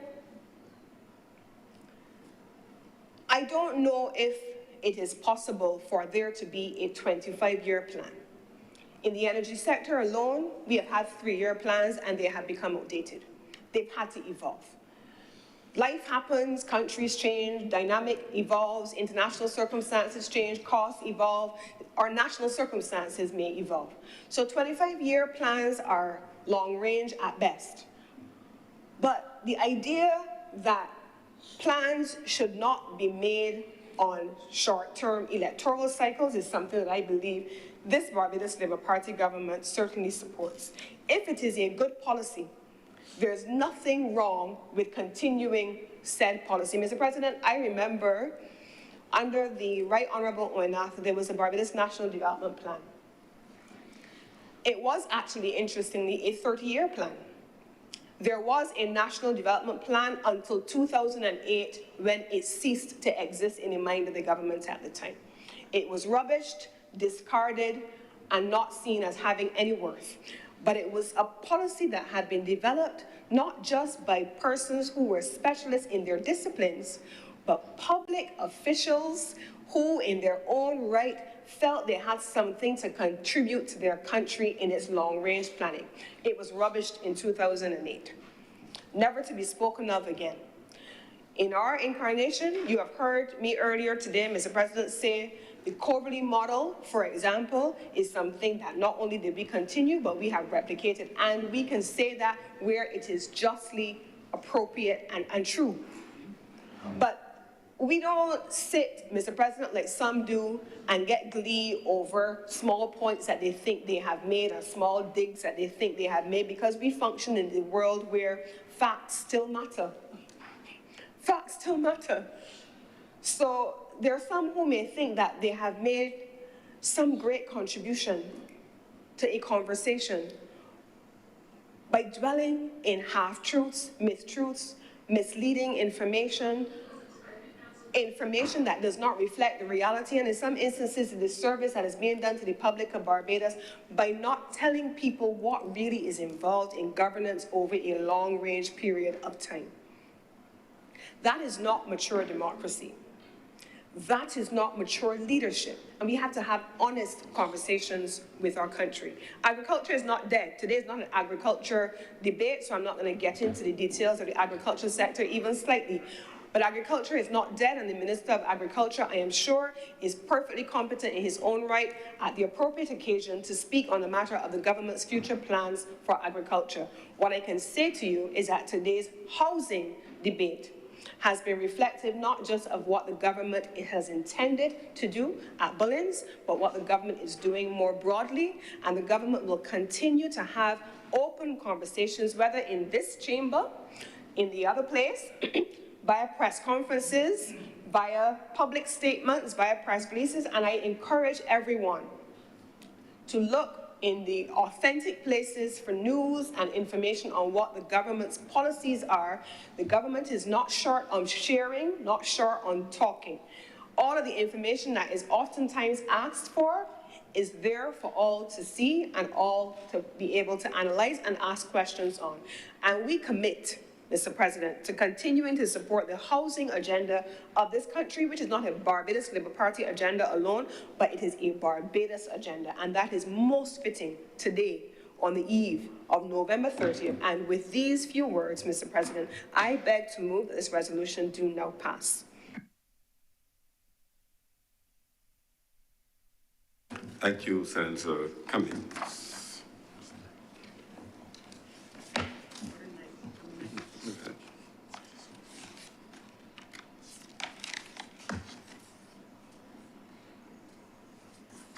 The question is that this resolution, order number 9, parcel of resolution for the vesting of land in the National Housing Corporation at Holders Hill in the parish of St. James, do now pass. Will those honorable senators in favor please say aye? Aye.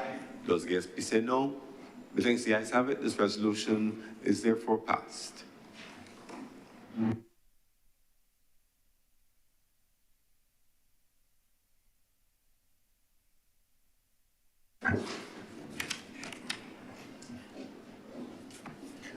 Order number 3, sir. Order number 3. In the name of the Honourable Leader of the Senate, and which has been assigned to Senator Honourable C.J. Blackman, Minister in the Ministry of Finance, and he will be moving today the passable resolution that Parliament of Barbados take note of the Barbados Population Policy 2023. Senator Blackman. Thank you, Mr. President. Allow me, in this late hour of the afternoon, come to you, Mr. President, and colleagues in the Senate, on a very important resolution, namely focusing on the National Population Commission. Now, this commission plays a very important role in the country's development prospects.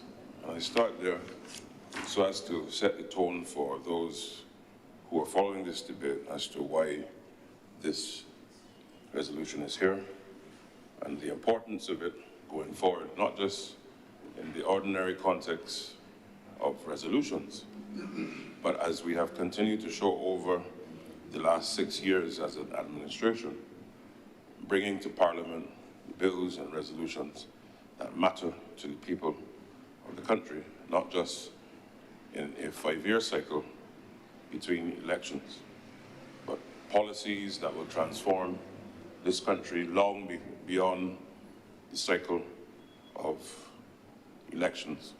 And why am I saying that? This resolution today is one, I am sure, if you listen to the public discourse on population, is one where our people continue to have to treat to the issue of where is Barbados going, what will that future look like, and what are the ingredients necessary for that prosperity to rest upon. We talk about growth, we talk about development, we talk about having the requisite fiscal policy space, we talk about the climate crisis and the fight against the climate crisis, we talk about resilience, we talk about food security. All of these things are necessary cogs within the broader strategy of the long-term development of Barbados. But equally, and perhaps depending on how you see it, Mr. President, importantly, or more importantly, depending on where you want to land on the issue of the population of Barbados and the future of Barbados and the future of our population of this country is therefore an important matter as we have to now look to the future and address a number of realities and challenges and opportunities coming out of those challenges with respect to where we want our country to go.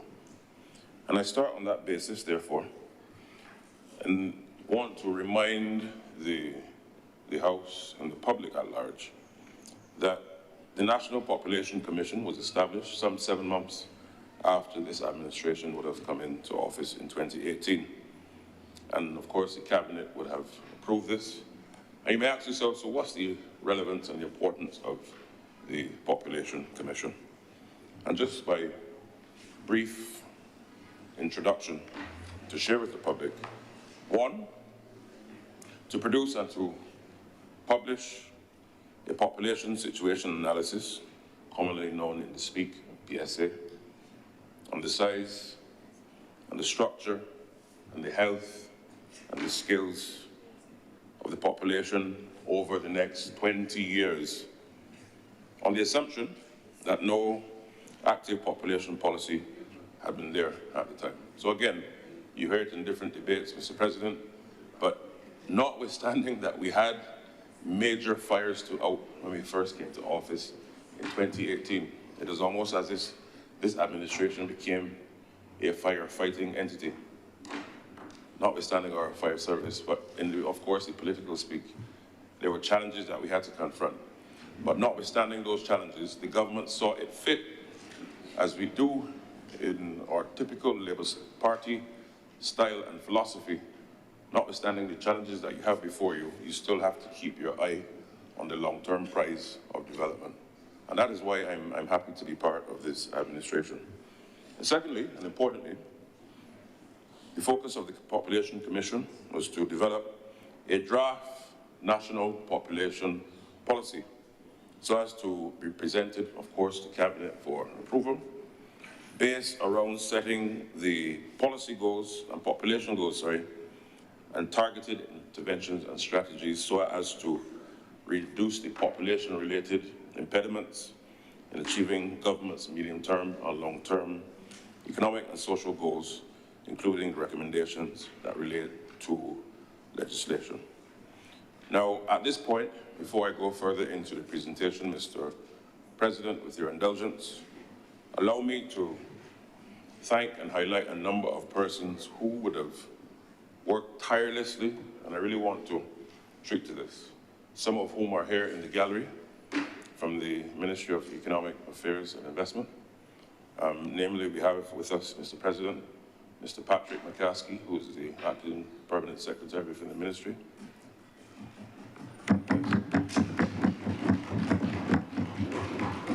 We have Ms. Renelle Savory, also, who is the Acting Chief Economist. Not here with us, but equally to the task and made a significant contribution, is Ms. Carolyn Wythe, who is an economist in the Ministry. And when we look at the actual members of the Commission itself, and allow me to share with you and to the public who they were, or are rather. The Chair, Ms. Roberta Clark, the Deputy Chair, Ms. Waynell Aline Jones, Ms. Paula Bayer, Dr. Yolanda Aline, Dr. Jonathan Lashley, Dr. Madhuvanti Murphy, Mr. Pierce Rudder, Ms. Janelle Scantleberry Munzi, Mr. Jerome Wood, and Mr. Delano Scantleberry. Now, of course, the Research and Planning Unit within the Ministry of Economic Affairs serves as its secretariat, as it were. But the point I'm making is this, is that similar to what was said in a previous intervention today, Mr. President, this government, notwithstanding our vision, notwithstanding our policy pursuits, we work hand in hand, tirelessly, with technical teams who provide yeoman service under sometimes, and we know, some tough conditions. Because this government came into the administration and leadership of the country with a pursuit of delivering for the people of Barbados. And I want to take this opportunity to commend again the Permanent Secretary and the Chief Economist and all of our team in Economic Affairs, and to the commissioners who made themselves available to serve in helping this country to navigate the way forward on this critical and important matter. And I want to say that where we are today is not any fly-by-night or two-morning process. There were a number of consultations, consultation after consultation, which provided the backdrop for us as policymakers and those in the ministry to really see what are the issues, what are the frameworks necessary, what is the roadmap that we will need to go in really unpacking these issues. And some of the issues that came up and that we're focused on, of course, we looked at the socio-economic and labor force dimensions of population dynamics.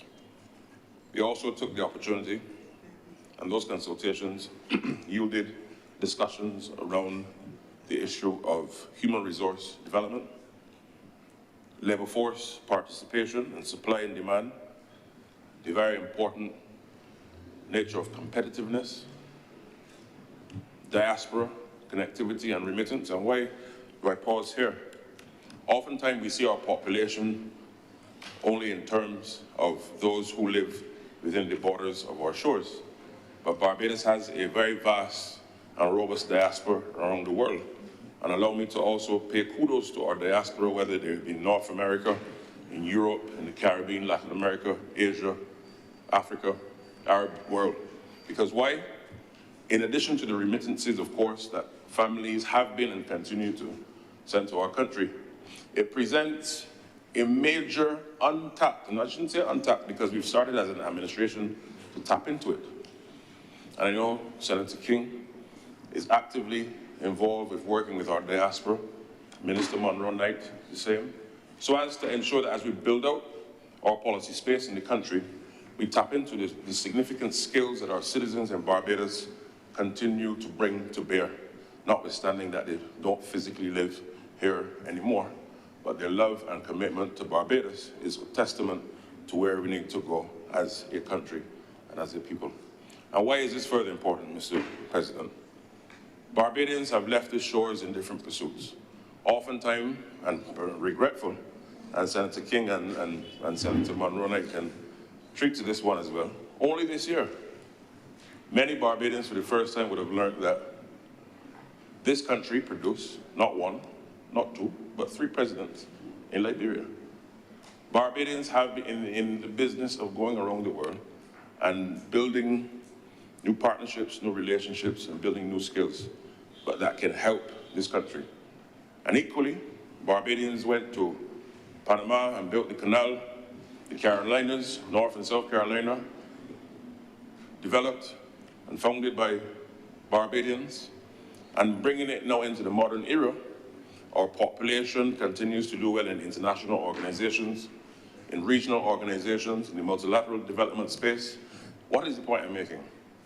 Our country continues to punch above its weight in every sphere of endeavor, not only within these 166 square miles that we have, but everywhere we go, carrying on their sleeves and their hearts the aspirations of a nation. And long may this continue.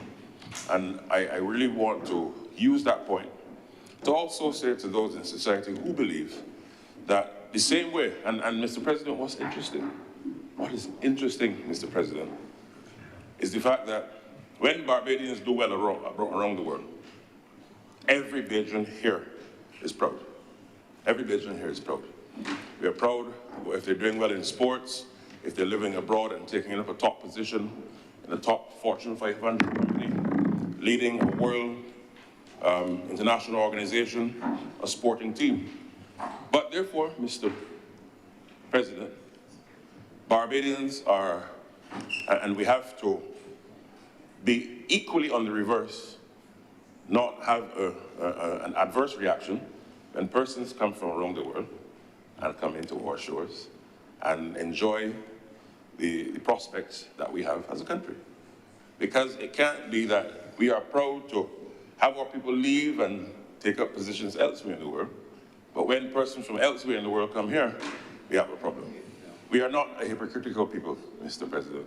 We are a people of honor and dignity and respect, and I'm happy that this particular debate and resolution is coming literally on the eve, some, 5.5 hours away from our 50th independence in this chamber. A chamber that historically none of us in here could have been here on the basis of our color, or on the basis, therefore, that we had no land, no property, no business. And therefore, we must now see this debate in the way that it must be crafted, that having come from the bosoms of 400 years of unfortunate and oppressive colonization, an independent nation, a republic nation, how do we now treat to the issue of where do we go for our prosperity and our further sovereignty in a way that our population must now anchor the success that we've hitherto become known to enjoy and to provide our people, whether that be providing free healthcare at the point of delivery. And note what I said, free healthcare at the point of delivery, because it is not free. It is not free. Someone has to pay. The taxpayers pay for it. Every taxpayer pays for it. Free education, as I said, free healthcare, all at the point of delivery. Public transport, subsidized by the government. Roads, all these things that we do as a country, providing sanitation facilities in terms of our trucks. And you know, we take these things, and perhaps, as I said, and I don't see this as a contentious bill, and that's my view. Because why? It provides us the perfect opportunity on the eve of independence just to use it also, not just to talk about the population, but to use it within that context to talk about where we go and how do we use this debate and independence to reposition our thinking on critical matters of our socio-economic development. And I go a little further, Mr. President. The discussions and consultations also focus on urbanization and the changes in population distribution, internal migration patterns, of course, land ownership and land use, which of course has been a major topic of discourse and debate in a previous discussion in this chamber. But we go on also, it focused on health factors and demographic changes, looking at the growth trajectory, of course, of the population within the confines of the demographic transition, issues of fertility and fertility changes, and the age structure, the health services, Mr. President, and the delivery of service, morbidity, mortality, and the epidemiological transitions. Importantly also, the consultations looked at the implications of population dynamics on social protection. Of course, we're talking about national insurance, etc., and the social arrangements of care. And it also focused on migration. I touched on it a little while ago. And in it, under that head, they looked at the CARICOM single market and economy and regional movement of people, international migration, the transitory population, and of course, perspectives on migration.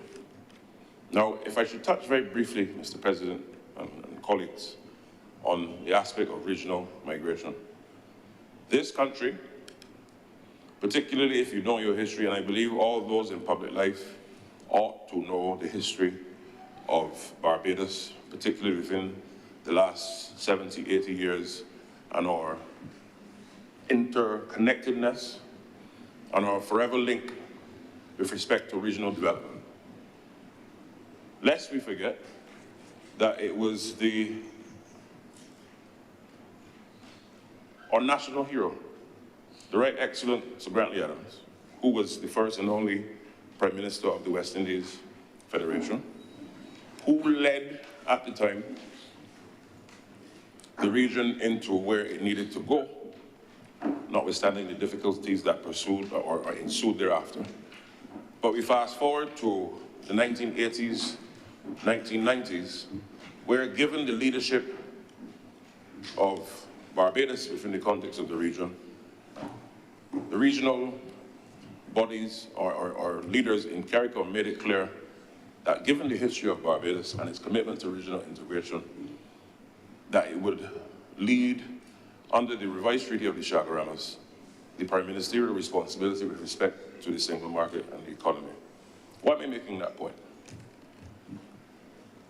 Grantley Adams and other leaders of this country thereafter, and I can go to Sir Harold Bernard St. John, Tom Adams, Errol Barrow, Owen Arthur, and now our current Prime Minister Motley, have all made it very clear that this country that we call home cannot, and I repeat, cannot contemplate its future without a comprehensive appreciation, understanding, and connectedness with our brothers and sisters across the region.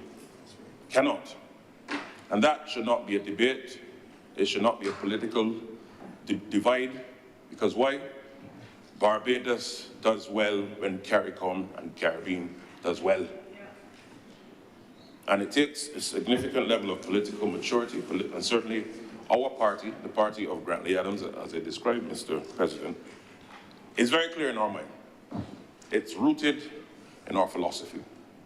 And equally, historically, our country broadly has gone in that direction. Now, from time to time, Mr. President, there have been administrations that have unfortunately saw it fit to treat our brothers and sisters from some CARICOM and Caribbean nations less than fitting, and less, in a way, less than who we are as a people of Barbados.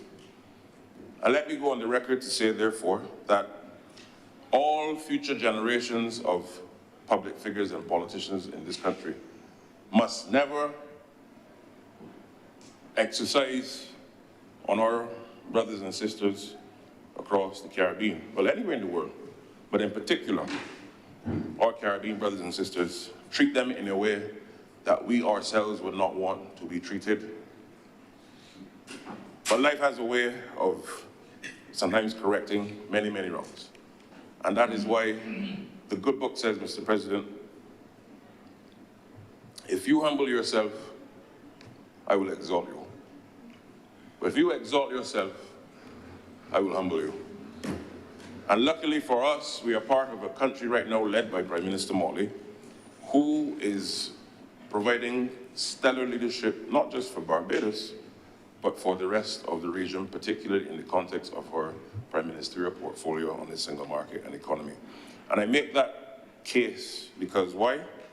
If our population, if our prospects for trade and growth and development are to materialize in a significant way, we now have to use the CARICOM single market and economy in a way that we've not done.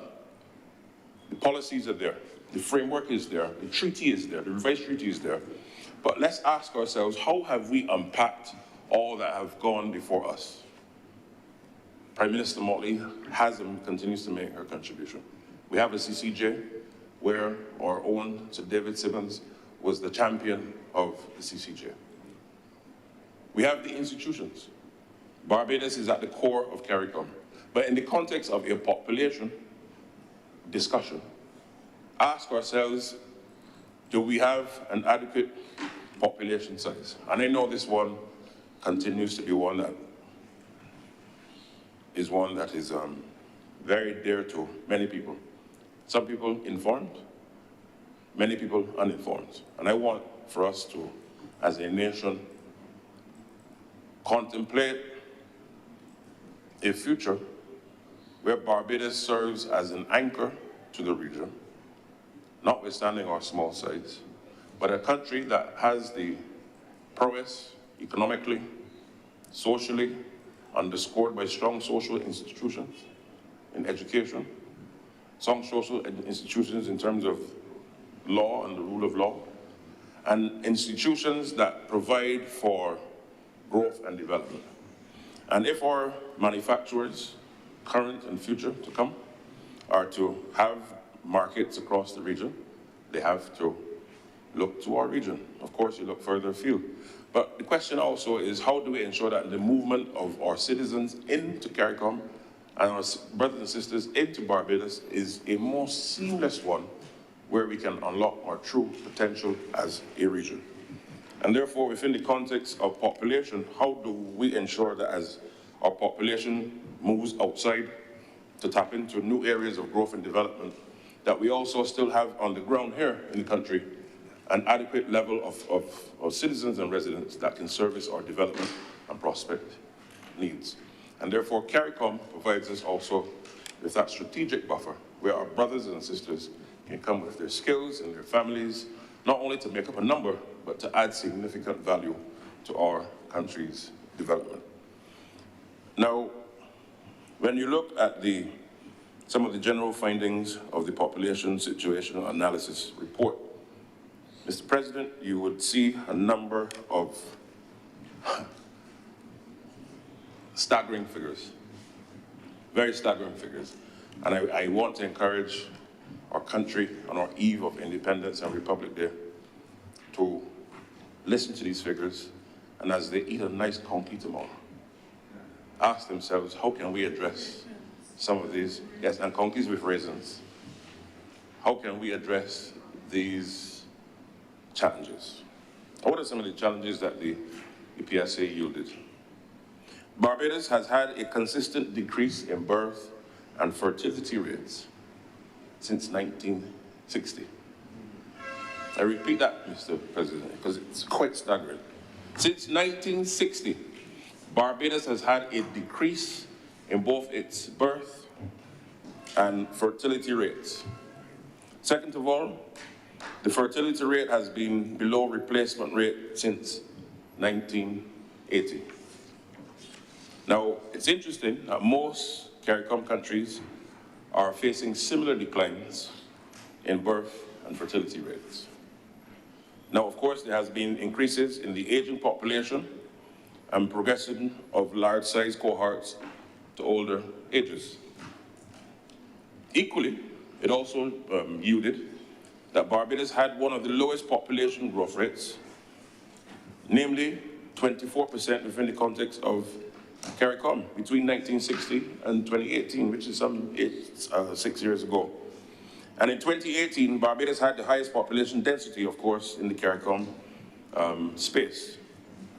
And interestingly, migration via the CSME has not significantly added to the population working age. Now I remember, and I use this last point importantly, because you would remember a lot of discourse, particularly in the 2000s, and I remember at that time, Senator Monroe, you were in CPDC, and on the vanguard of helping the region to usher through the context of the single market and economy.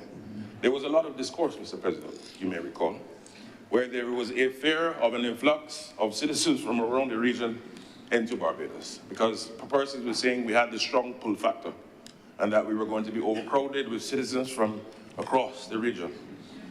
The facts and the report has yielded that this is not true. Not at all.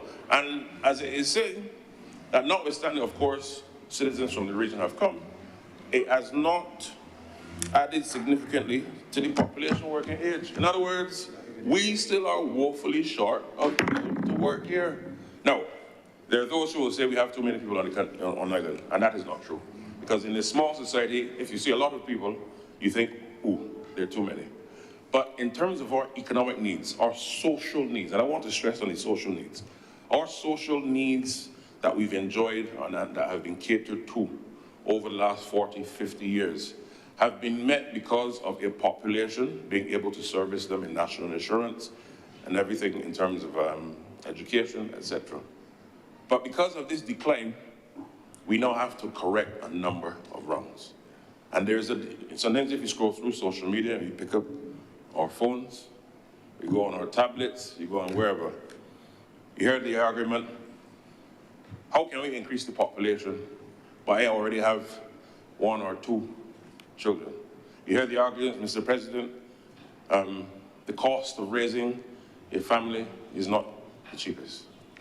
You hear the arguments that you want us to get more children, where are you going to put them? And part of that conversation, funnily enough, is in this report. Because why?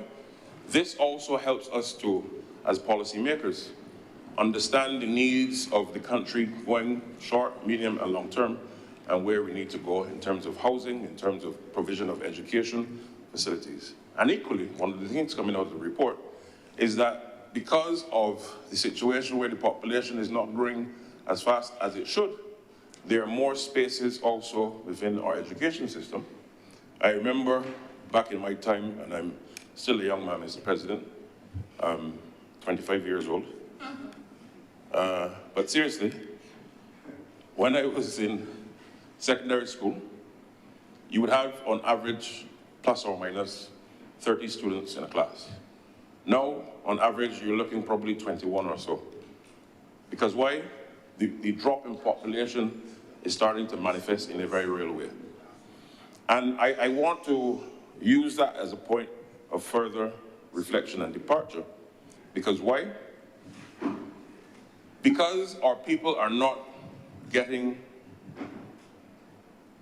children at the rate that we would need to replenish our numbers significantly. And another way of putting this, the impact on the economy is tremendous. And why do I say this?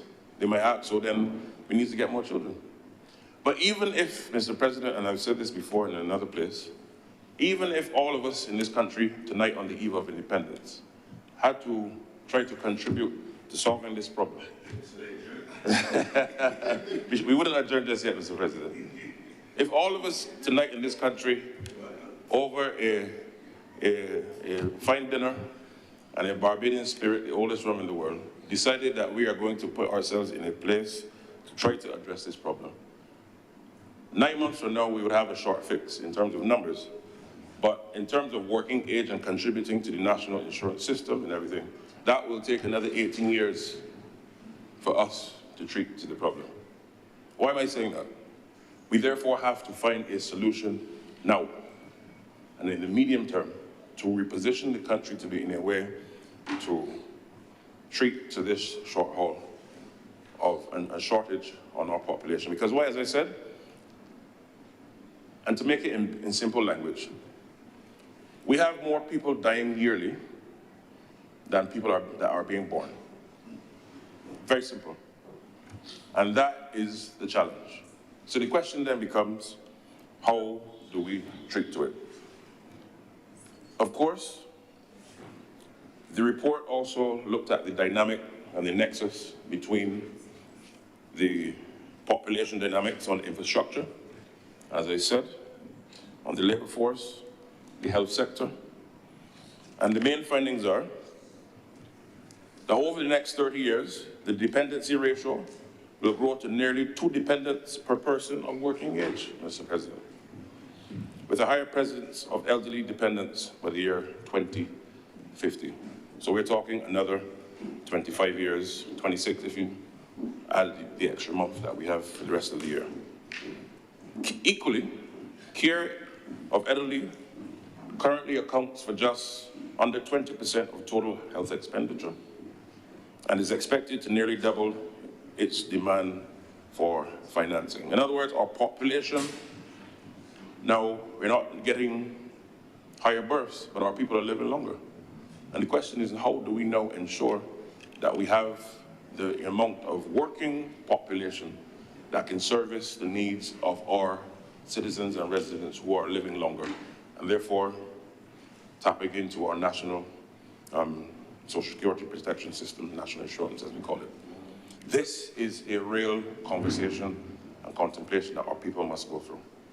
And one, then there's accepted an agreement here that the population is not growing as fast as it should. 2, we're not replenishing it in the way and at the rate that it should. And 3, the births are not coming as fast as they should because our people are not engaging in that midnight run as they once did, perhaps in the 1930s and 40s and 50s. We now have to address this frontally. And perhaps I look forward to my good friend, Senator Walters, in guiding us through on how we can treat to this. I know Senator Walters, Mr. President, has made his contribution. I think I fall woefully short. I've only made one contribution to the overall number. I'm being advised by my leader that it is not too late. But in the lateness of the evening, Mr. President, I wouldn't want to engage in such activities. However,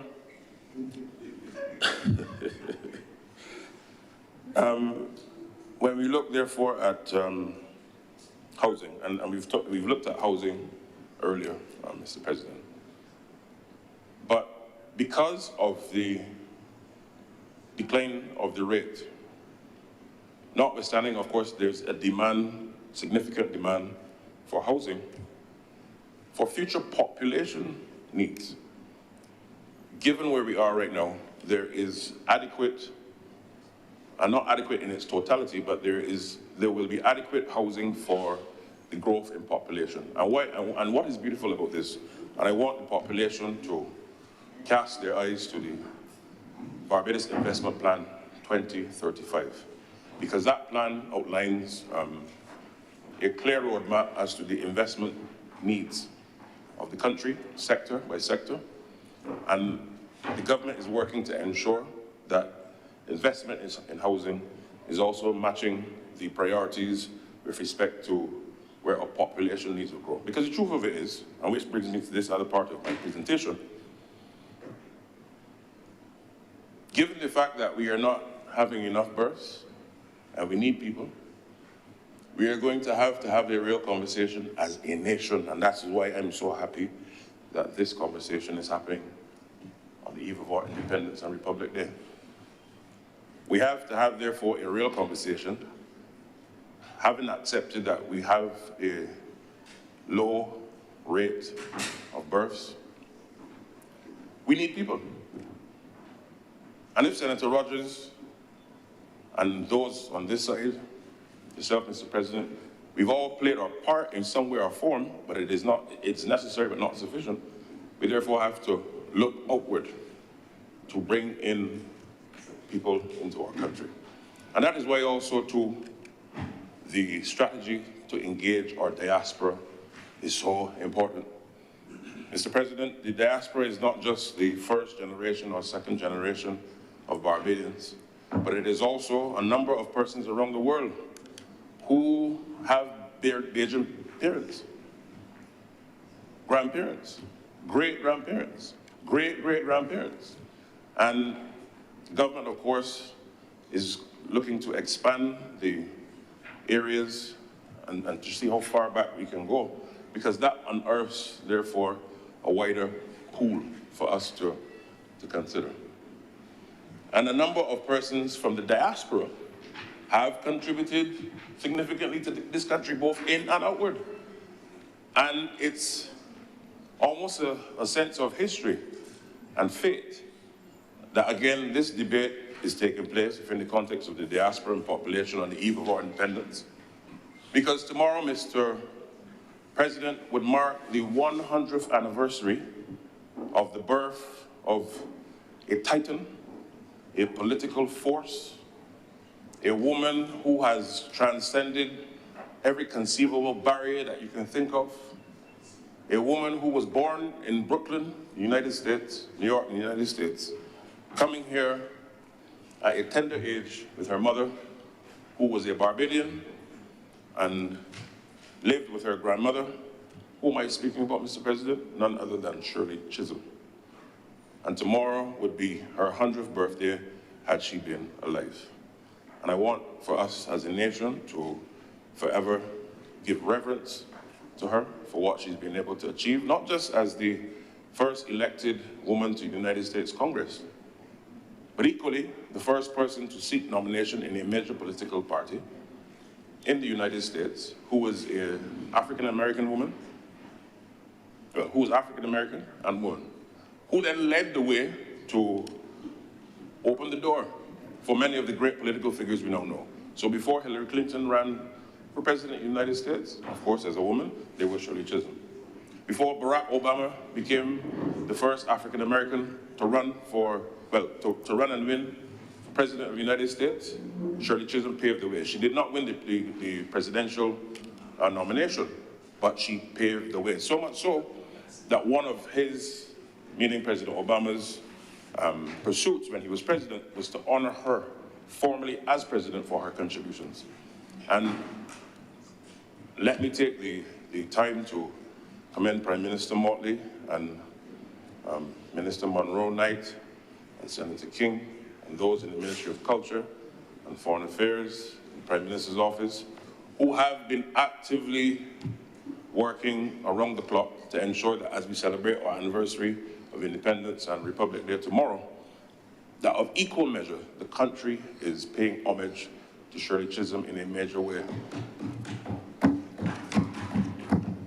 We have a situation where members of the United States Congress, if they haven't landed already, are coming to Barbados. And they will be actively involved in our independence celebrations tomorrow on the 100th anniversary of the birth of Shirley Chisholm. And why do I say it with such pride, Mr. President? I have to say it. I went to the same primary school as Shirley Chisholm, the Vauxhall Primary School, now known as the Shirley Chisholm Primary School. I lived in the same neighborhood and still live in the same neighborhood as where Shirley Chisholm grew up, Vauxhall. And therefore, greatness can come from Vauxhall, Mr. President. But equally, on a more serious note, greatness has and can and must come from Barbados, notwithstanding our origin or economic class or whatever. She has left the template, and what's interesting, if you watch the movie that they did on Netflix and you watch the documentaries on her life, you go to the museums in Brooklyn and New York, you would see that Shirley Chisholm never lost her Caribbean-ness, she never lost a Bajan accent. As a matter of fact, she spoke with eloquence in Bajan and in English with a Bajan accent. And she had deep political battles in the United States Congress, in the New York legislature, in a Bajan way. When you look at her, you can see some of the antics that a lot of our politicians in this country have. The sassiness, the class, the vigor, the robustness, some of the robustness that we see engaging in this house and the other place. And why is that important? Our population must give to the world.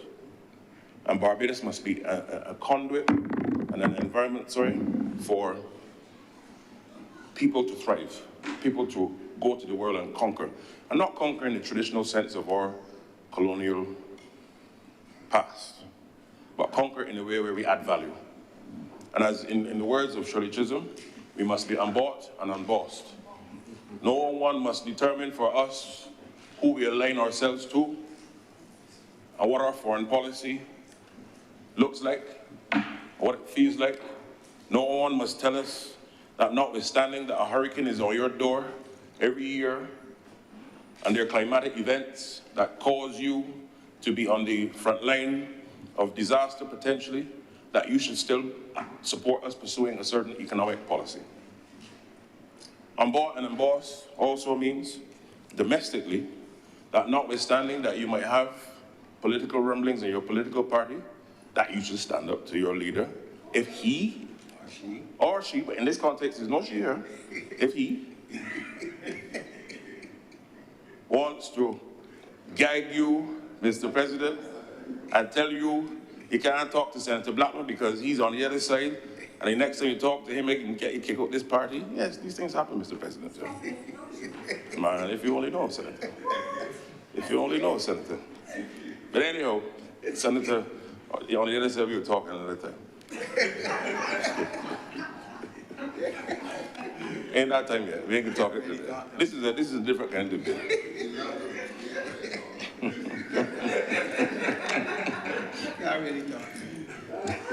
I will address Mr. President, Senator Worrell another time. This debate today is a different one, unless I am pushing the other direction. But it provides for us the opportunity, truly, to, as we grow Barbados, Barbados must be that conduit for Bajans to prosper and to thrive. If you want to stay here, this country will provide the environment for you to thrive. If you want to go abroad, this must be the launch pad for you to launch out into the world, where you export Bajan excellence, Bajan ingenuity, Bajan everything.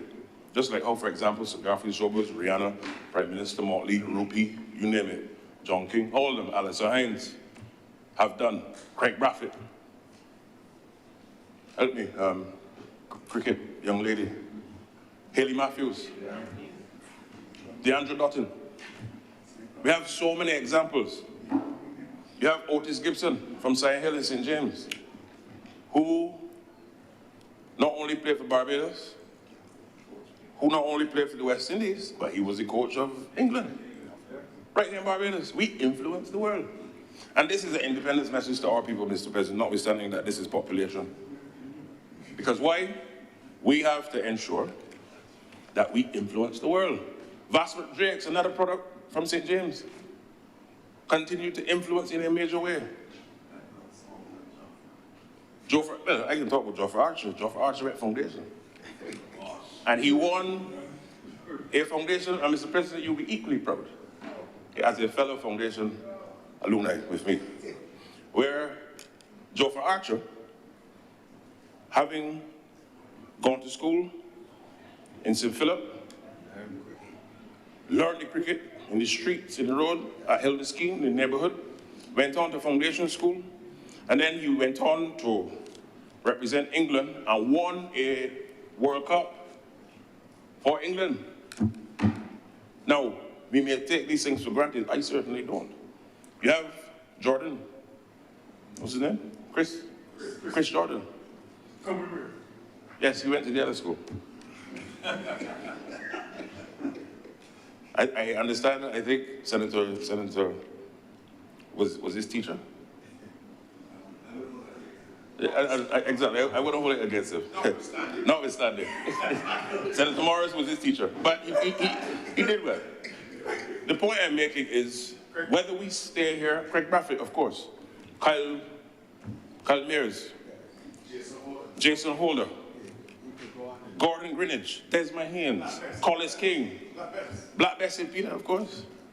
The point is, whether we choose to stay here in Barbados, Mr. President, or whether we choose to migrate temporarily or long-term, Bajans influence.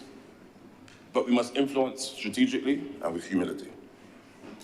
And therefore, when you look at the discussion on population increase and the urban sprawl, it also has implications for our coastal development. How are our migration patterns domestically also going to treat for planning in terms of where we build our houses, our hotels, our facilities of recreation? Because why? As Senator Cummins said in the earlier debate, Barbados' land is finite. Yes, we're a large ocean state, but how we plan to build our facilities, the population size will determine a number of things. And therefore, the context of both urban renewal and rural renewal is a very real thing that we must treat to. Now, when we look at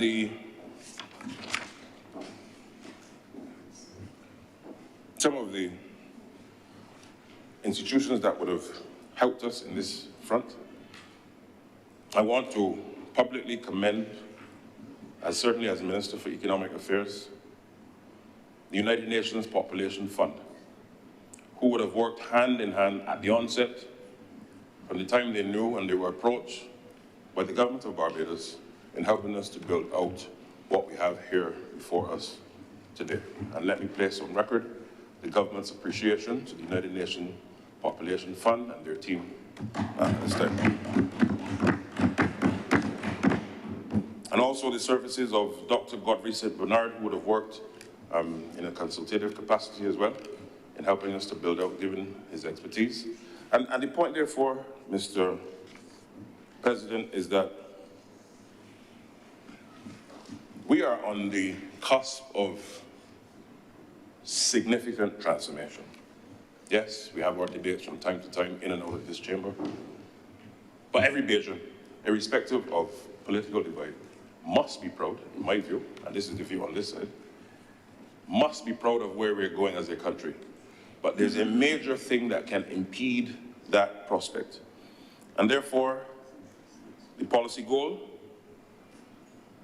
of increasing the population size so as to sustain the levels of social care and productivity and labor force participation is critical. And second of all, providing Barbadians, and this is in the actual consultation that they had, providing Barbadians and non-Barbadians alike with the future opportunities for personal and collective growth. Thirdly, promoting integrated settlement development and safeguarding of ecological balance. Because why? as the population grows, yes, we admit that we need a population growing to further develop our country, but we must do so in a way that also balances our environmental and ecological footprint. Because why? A growing population uses more goods and services, and therefore equally how we treat to waste, how we treat to these types of things are key. And it would be very good for the country to also go online, go on YouTube, and look at how Singapore was able to increase its population and also balance its ecological footprint and the way forward, and having that balance so as not to harm the environment, harming the environment, but at the same time not retarding growth and development as well. And when we therefore look at the next step contemplated, we therefore come to the establishment of the intersectoral implementation group so as to develop the framework and support the implementation of this policy. And why is that key? The country therefore has to, as we move forward, have a number of things, including monitoring and evaluating the policy, the space, so as to ensure that we're meeting the objectives, targets. But I want to encourage Barbadians to take ownership of this. Yes, you're not part of the commission, but as citizens, active citizenship requires us to be engaged not only in once in 5 years or as called elections. It is beyond that. Our citizenship requires of us that active engagement on these critical issues. And I also take the opportunity, particularly for those in secondary schools, teachers as well, encourage you to have discussions and debates with your student councils on the issues of population growth and where do we go in the increase of our population demands. And how do we do it? And what does the future of Barbados look like in terms of infrastructure? So if you are a young engineering student at UE, or you're doing sixth form in architecture or whatever, you should now be seeing yourself not just as a person who can draw a fantastic design or build a pier or build a bridge, but you must be contemplating as yourself as you sit before your table and seeing yourself as part of the future of this republic, trying to build infrastructure because you have to now find a way that you can build further housing, whether it be low income, medium income, or high income housing, to treat to the population trends. We have to reimagine our skill set, and how is that skill set going to be deployed in a new Barbados? If you are a nurse, ask yourself, how do you envision yourself as a nurse or a doctor in a Barbados where there are going to be persons from around the world that hitherto you may not have had to engage with their race or their whatever, that you now offer your skill set and you're constantly on the cutting edge of delivering healthcare to a new set of people. Because why? The truth is, as I said, Mr. President, we have to grow our population, and we certainly can't wait 18 years. And the thing is, the 18-year analogy that I used is assuming that everybody did this now, but it would really need midnight activities every day. And we both know in a finite population that is not possible. Because if I have engagement today, and activity yields in 9 months, to do that every day is not possible. So again, whilst I make it sort of a joke, it is true. We have to, and I hear this niggas, we have to have a serious thought process on how do we treat to this. One of the things that investors always look for, like any prudent investor or business person, Senator Walters can treat to this, is return on investment. You don't get into business unless you can see or contemplate where your return on investment is going to go. Senator Walters, I said Senator Rogers, I think, sorry. Oh, okay, perfect. And one of the things that we've been blessed as a country, within the context of the region, Mr. President, Barbados has one of the relatively larger population sizes within the single market and economy. Now, of course, we have Jamaica, 2+ million, is that the figure? 3 million, Lisa? Yeah. Trinidad, 1.9, I think, or just over 2. Bahamas, about 400,000. Guyana, about 600,000 to 800,000. So relatively speaking, we have a large population. And for our population size, certainly, for our geographic size, sorry, it's high, but it's not high enough. And the question then becomes, where are we going to go where there are shortfalls? Because as I said, it's not just Barbados. This study yielded that across the region, a number of our countries are grappling with the same issue. And certainly then, at the regional level, discussions certainly at quoted, the Council on Trade and Economic Development must be, and I'm sure they have already, these critical issues. How does the region now position itself? Because why, as I said, investors say, when I come to your country, how am I going to get my return? You can't outprice your goods and services, and therefore not relevant to the market.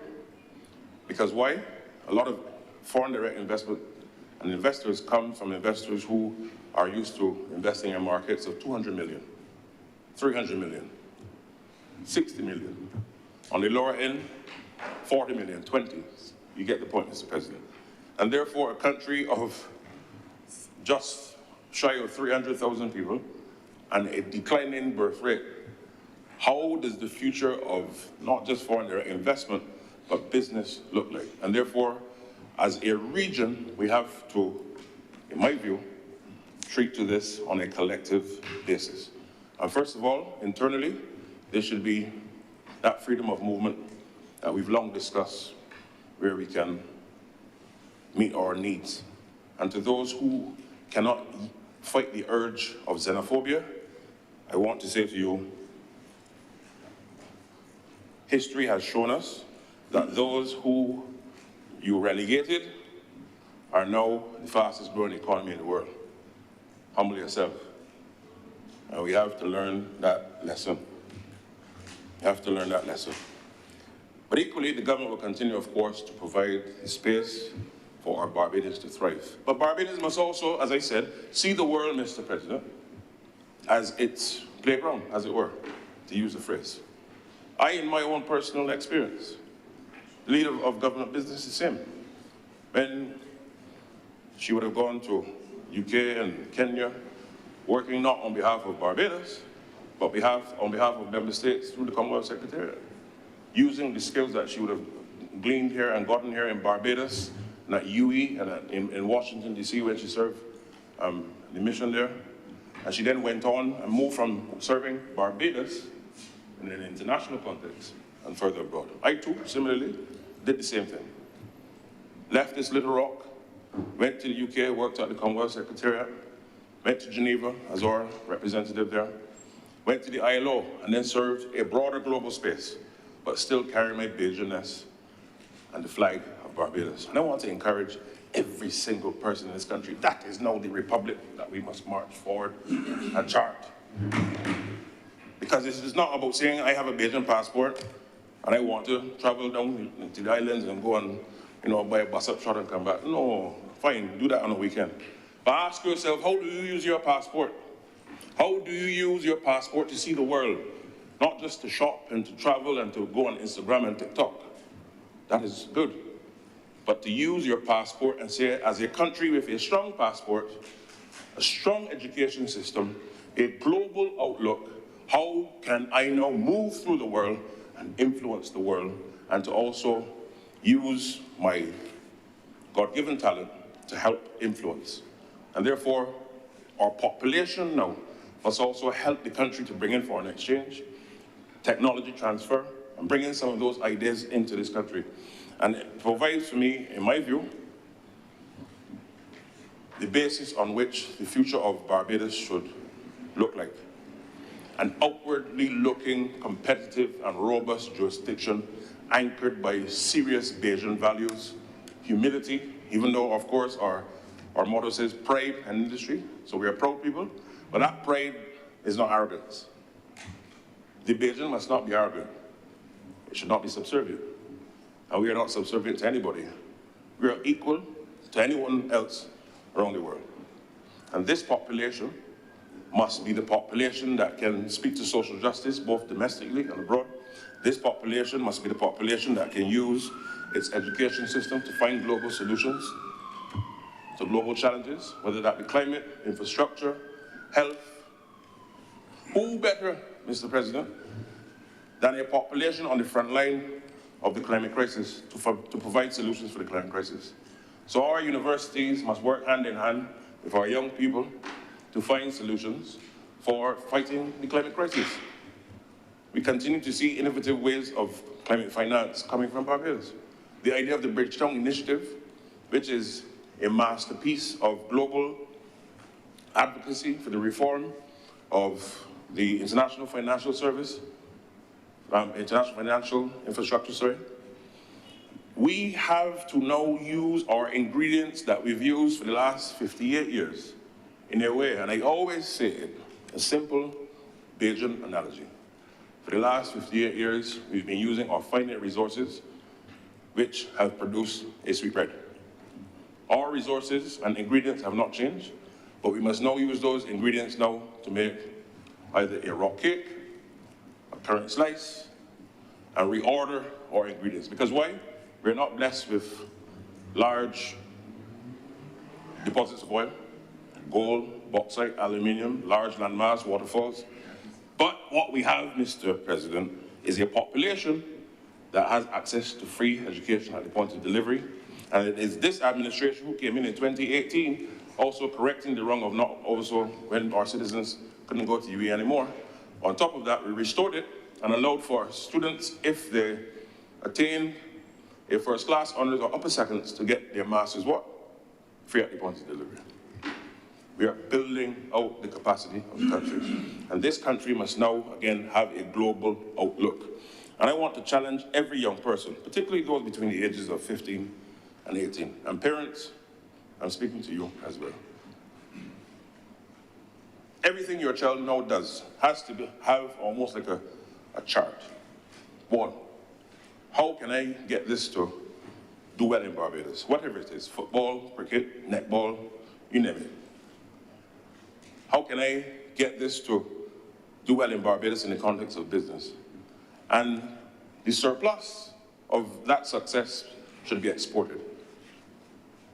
So if you are producing golden apple juice and you're very good at it, and you start in Vauxhall, or you start in Sand Hill, or you start in Rockdando or Weston, you must now see yourself as exporting that across the region and the world.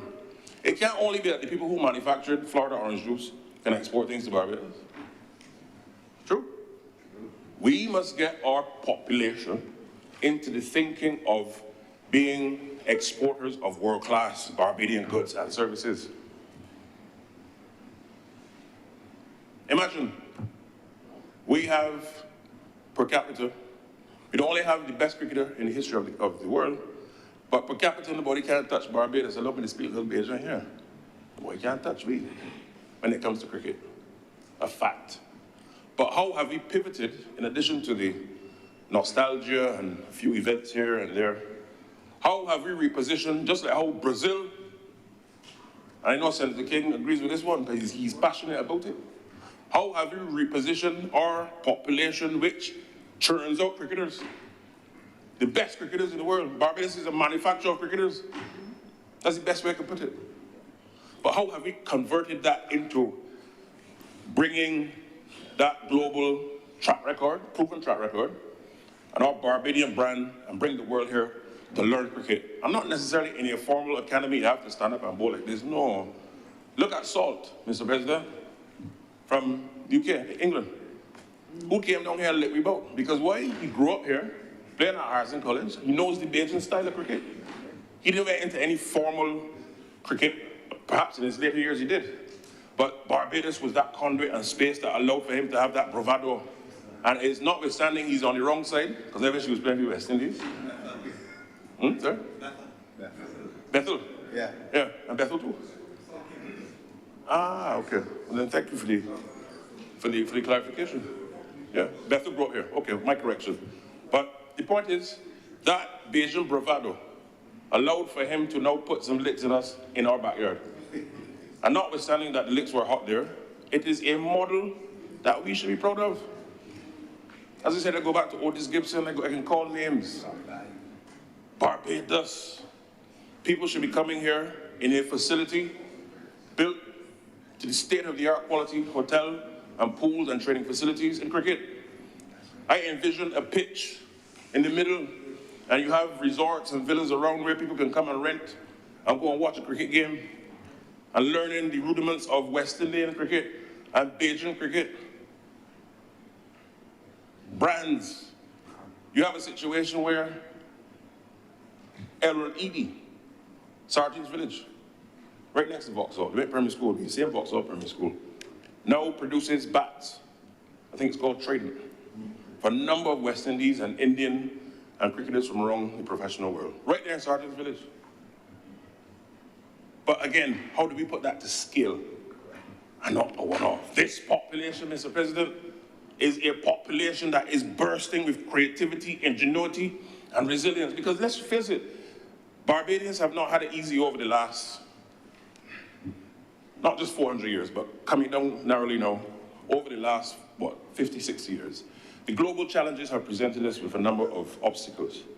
But that notwithstanding, irrespective of administrations now, our people have been able to rise above many of those challenges. Things are not perfect, but there's a Bajan resilience that allows for us to see the challenge and meet it head on. Not always perfect in the delivery, but we must now use our population. It's in our DNA.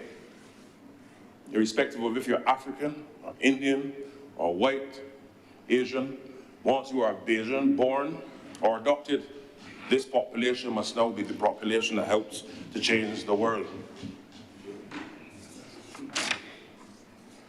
And in bringing it home, Mr. President, it's simply to say that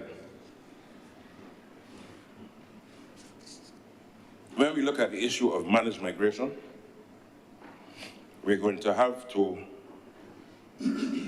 a serious discussion, similar to what countries like Canada and a number of them have done, a number of them in the European Union. Of course, larger populations, but we can scale it down by looking at some of the rudiments. Because why? Given the fact and reality that we've admitted our births are below our death rates, we need a growing population for us to, one, maintain and build on the quality of life that we've been accustomed to. We have to now look out, but in a managed way.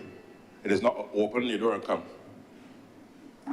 Equally, it is not, I don't want you both here. No, that is not the Barbadian way. It is a managed, orderly process determined by a set of criteria that is in the interest of Barbadians, short term, medium term, long term, but also in a way that we've been doing for years, being hospitable to people from around the Caribbean, the world.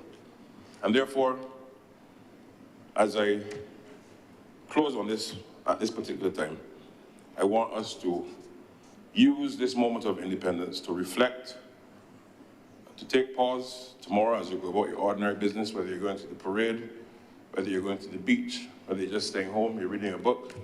Ask yourself, how can this population of which you're a part of, and to the diaspora around the world, ask yourself, how can you contribute to not just sending remittances, but setting up of ideas, setting up companies here, sharing knowledge with students. How can the Barbadian landscape here and abroad, that's the point, help to reimagine what this country can do using our population to transform and to make the necessary change. And with that, Mr. President, I beg that this resolution be now passed.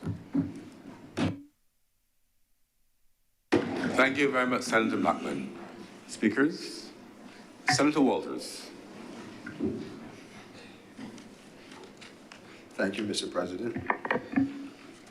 My prayers have been answered, and now I get to contribute to something that should be less contentious, at least from the perspective of the senators on the government side. Mr. President, the issue of the population size of Barbados, as presented in this document, this resolution, or this policy framework, is quite interesting, and it resonates with me because, Mr. President, I believe that, and I know it's a fact, that the economy cannot exist without people. And if you just for a second remove the focus on the migration or the increasing of the population from the report, you would see a significant focus placed on improving the livelihoods of Barbadians. If you let us not focus for a minute on increasing the size of the size of the population. And if you had reviewed the document, especially the goals and action plans, you will see that they have touched various areas in our society that will positively impact the lives of Barbados. And I spoke about this in the 2024-25 debate on estimates. And I said then, and I say again, that I believe that if the government took care of its people, the economy would take care of itself.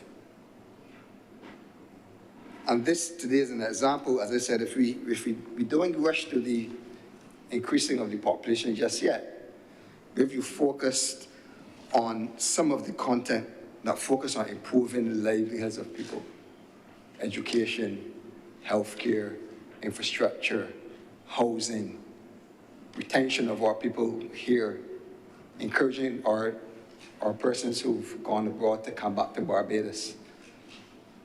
This is what the document in these few pages that I'm focusing on, which is the action plan and the population goals, are dealing with. So I don't intend to get into noise with the government. I join in commending those that had a hand in preparing the document. But we want to challenge the government to strip away that element of increasing population just for a minute and evaluate what they have put in this document. Because if they are able to implement some of these things, it would actually improve the lives of people that are living here right now today. Mr. President, the report places great emphasis on improving our population size, making it adequate. It places emphasis on ensuring that those who are able to be productive citizens are productive, generally younger people. And it also put some focus on ensuring that those who are unable to be productive economically are taken care of, which is our elderly. Two significant areas. One, how can we make our people more productive? And two, how can we take care of those who have gone over the hill and cannot be as productive as we would want as it relates to the economic outcome that we expect in terms of working, etc., and because of age and different things. And if you focus just for a minute on just a few things here that I want to highlight.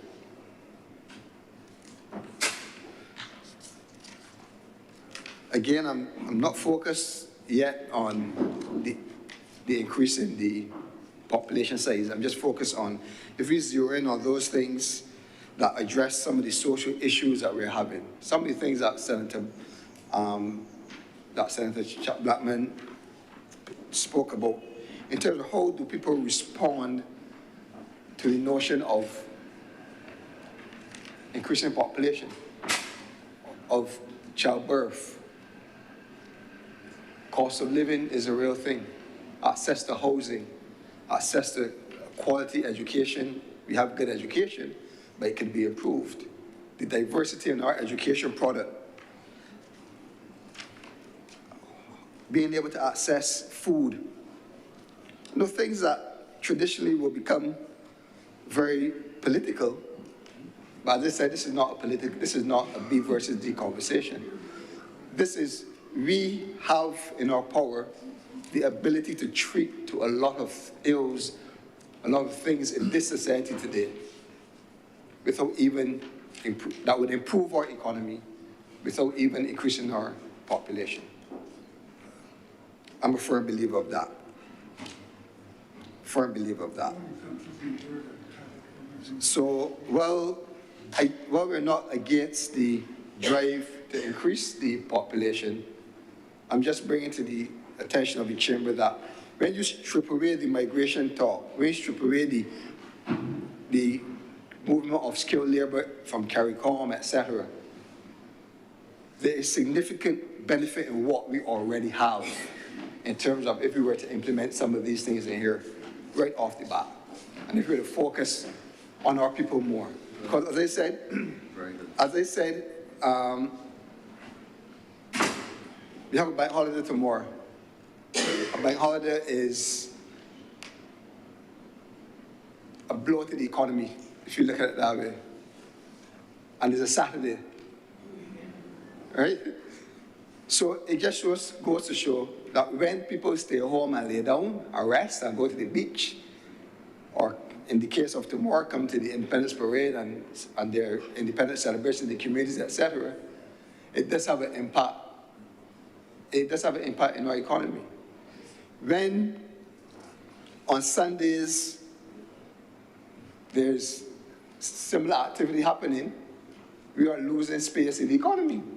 So if Barbadians decided to have every day like a Sunday,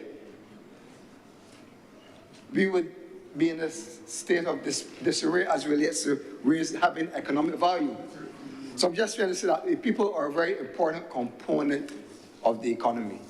And we must respect that, and we must treat to that, even in the absence or even in this discussion of recognizing that there is a limitation as relates to our population size. But if you do recognize that there is, that how we treat our people is important, I think it's important then, Mr. President, that we pay careful attention how we treat to our current resources at our disposal. Mr. President, the governments are charged with executing social programs on behalf of the people. They're charged of making sure that we have adequate health care, education, access to housing, access to social services. So how we treat to our current resources, how a government treat to its financial resources is important. And there's no sound person that will tell you you can just expand without managing what you have. Because if you don't manage what you have, you're not even going to grow, because you're not going to get the sweets off of the growth of the population increase. And again, this is across governments. This is not the current government or the Democratic Party government. This is governments in general. And Senator Rogers made interesting points in his discourse earlier on the housing resolution, in that there is a lot of value in making sure that as a government in totality, that we do the right things on behalf of the people of the country. But I'm saying here, Mr. President, that we have to do two things. We have to treat to our people. We have to care for our people. We have to provide for them. We must not neglect what we have in search of what we do not. Because as young people say, you don't know where you're going to find. You know where you got, but you don't know where you get. And it's as much as that, Mr. President. It's as much as that, Mr. President. You also have to have to manage your resources. Have to manage your resources. And Senator Blackman, he referenced the National Insurance Security Scheme just a few times as well. Again, speaking to the need to be able to support our elderly persons in terms of pension, etc. And as governments, again, Mr. President, we cannot believe that we cannot absent ourselves or our policy decisions for some of the happenings in the institutions across that service Barbados. And over the years, across governments, again, you've had the misuse of funds of our hard workers. And in the recent time, we've had that restructuring that we've seen has impacted some of the monies that will be there or will not be there now for persons that are coming to age that will want to have access to these. And then we are seeing the need now to have to replenish by bringing in workers, replenish the National Insurance Scheme as well by bringing in workers who more than likely should be paying into the scheme to keep the scheme going. So, Mr. President, my point there is that we must care for our resources, manage our resources, but we must also take accountability for the actions that we take, because they do have a consequence, Mr. President. They do have a consequence. We heard it back and forth about the different policy programs in terms of housing, which government spent X, which government took long, which government delivered X houses versus Y houses. But these all have a financial implication to the monies that are entrusted to governments in general. So when we talk about a national population policy, when we talk about growing the population size, we must first recognize what we have and treat to it.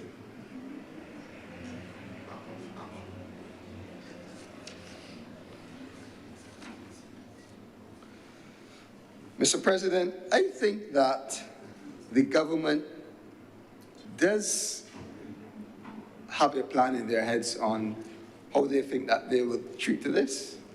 I think this was the first step in terms of getting organizations together to assist to put a policy in place. But I think they have a plan, and I think that they should be brave enough to share the full plan with Barbados. And I say that from the perspective that we've seen and we've heard about our global profile in terms of what the government is doing globally in terms of raising its profile on different issues. We've also seen the expansion of consulates across the globe. Persons might not recognize, but I also acknowledge that I think we moved from about 15 consulates to about 24 since this government came into office. And that in itself is costing the government about $20 million a year. So there seems to be a concerted effort and a program in place by this government to attract people to Barbados in some form or fashion. And this seems now, Mr. President, to be the start of that in terms of putting it into action. This is just my opinion from observation, Mr. President. So I think that they owe it to us, Mr. President, to just don't get us by surprise. Just be open and transparent. And this position of having debates in the lower house, in the other place, and in here, Mr. President, we need to go beyond that to share the results of this policy. It is public, yes, we know that. But I'm saying to you that effort has to be made to reach as much people as possible to get the buy-in of the people of the country. Because when we start to turn to the migration or the managed migration side of it, that is where the likely kickback will be. That is where persons get concerned, because that is where persons say, well, we don't have enough money for this. The government already can't do this properly. Look at the state of the Queen Elizabeth Hospital. Look at the number of persons at the National Housing Corporation. Look at the state of our roads. These are just normal general conversations from government to government, And these are concerns that come up over time when there is talk about importing persons or inviting persons to come to Barbados to reside, to work, whatever. I believe that although the goal was not specific, and I could be corrected here, I think we're looking at a target of around 400,000 persons as a population size in 25 years. It is a significant increase. It is very aggressive, but it's a significant increase. And when we start to speak about those numbers, thousands of persons, it changes the complexion of our society. And persons, rightfully so, will become concerned. So all I'm saying is that we don't let's sit in our chambers, don't let's sit in our parties and have these discourses with special groups and all that, but let us take some information and get a national buy-in. Because this is significant in what it is asking as it relates to increasing our population size. If we treat our people well, we can get a jump start because some persons might see the opportunity for them to increase their own size of their family. And we spoke about this. I see some of it is in the policy, and I spoke about it in the estimates debate as it relates to family-friendly policies, in terms of economic policies, family-friendly policies, in terms of encouraging persons or, acknowledging that persons are contributing to the population size. So we should not, in isolation, be satisfied that there is a policy, that there is some level of goal set, but I think we have to move to a point where there is more national discourse specific to the consequences of the migration and the implications of migration in such numbers. What does it do to the diversity of our population? These are questions that people would ask. Will it impact our social norms? In other territories in the Caribbean, there are so much different holidays for different groups of persons. There's so much different things that you have to do as a society in terms of providing them to eat. And one of those examples is, for example, halal, in terms of the ethnic, a certain specific group using only halal foods. But these are things that are under consideration when you are seeking to bring in more persons into your population. Really, yeah, but the magnitude, Mr. President, of is what I'm talking about. It's just an example. It's not a fight. It's just an example of some of the changes and cultural changes that Barbadians will have to go through if we are to be successful in attracting thousands of people to our country to live, to work. You're correct. So I think these are things that the government needs to walk Bajans through, conversations that need to be had. Mr. President, Mr. President, I am trying my best to stay focused on the debate. What you're saying is You're doing very well so far. Oh, thank you. Keep focused. I'm keeping up with you. But Mr. President, the discussion on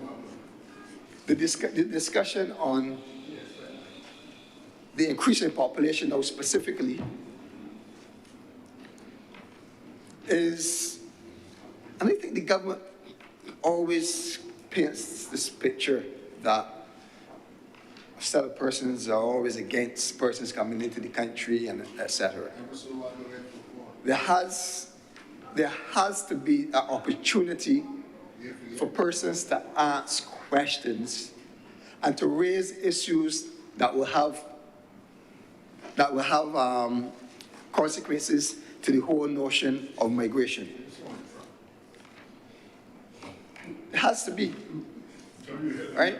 It has to be that persons feel a sense of satisfaction that this thing is real, and this thing is hitting home, and we understand.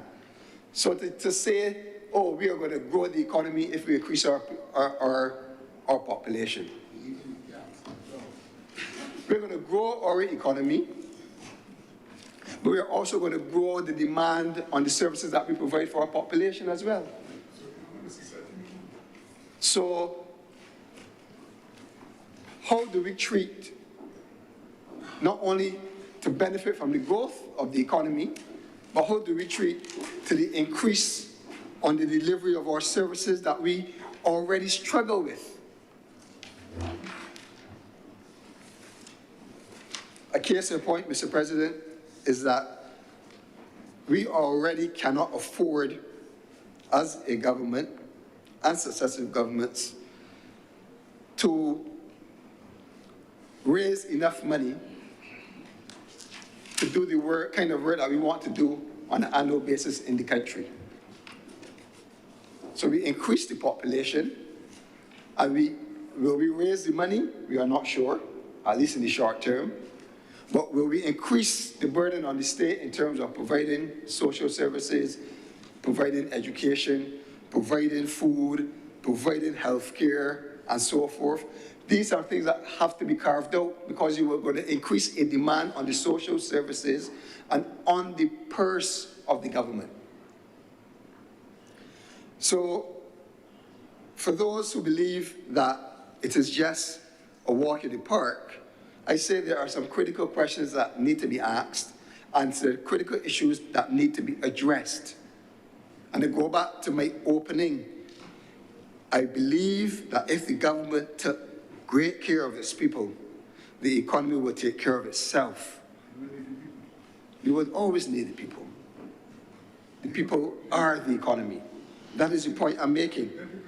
And I'm saying that let us focus as governments, not only on the numbers in terms of the numbers that we might need, but let us focus on how we can strengthen what we have.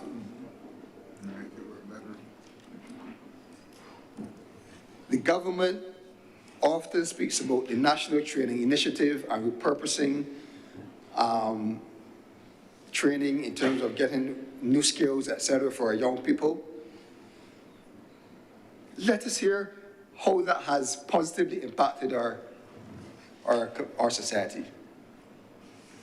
How has that translated into new jobs, into new skill sets, into filling voids that are being created? Do we know what we need to, where we need to fill gaps? Has there been a report to accompany this population size report that says these are the areas where we need support as a country? We often hear only about construction, primarily in terms of skilled labor and so forth. But these things have to be clear, because if we're going to ask persons to come, we have to know, one, what they're going to do when they get here, two, how they're going to live, and three, the impact it's going to have on our society, socially and economically and financially. So while there's no dispute as to the concept of increasing our population, and while we accept that a lot has to be done, because, I mean, we really should be encouraging our people to get more children. We really should be trying to carry on our legacies. Just now you said, Senator Blackman. So, Mr. President, all I'm saying is that a lot of work has to go into and treat to our current state of affairs. That is my overarching point. How we treat our people, and how do we treat to the finances of the government in terms of how we manage those. Because you would know that whenever any government needs to get funds to do carry its mandate, it has to come to the people. It has to come to the people either to collect more taxes directly or to ask them to repay a loan. So we have to look at that. And there's some issues that we need to fix even before we go on the thrust of invitation, in my opinion, Mr. President, underemployment. Underemployment. I don't see a lot of action plan around employment and labor law within this document, but that is a great area of opportunity. Employment framework, flexible time, how we treat minimum hours and minimum pay, Mr. President. Because if we have to satisfy our persons, our citizens are not any different than citizens in other countries, you know. They want fair wages, they want to be able to pay their way, they don't want to have to rely on the state, they want to be able to earn for themselves and make their own financial decisions. So what we do here for our people will help those who come. It will actually be more attractive once we fix some of the issues that we have for others to come to Barbados, to make that decision to come to Barbados. Because if we make where we are a place that Barbados want to be and is envied by all, then is when you get people wanting to come and participate. But not if you just cater over the fact that there's so much great opportunity in this country to invite persons to come to Barbados because you want to reach a certain number, because you think that will grow your economy and that will give you growth. And that will bring more investment. Mr. President,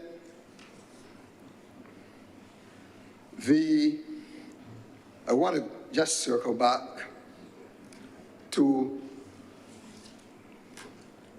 the whole conversation about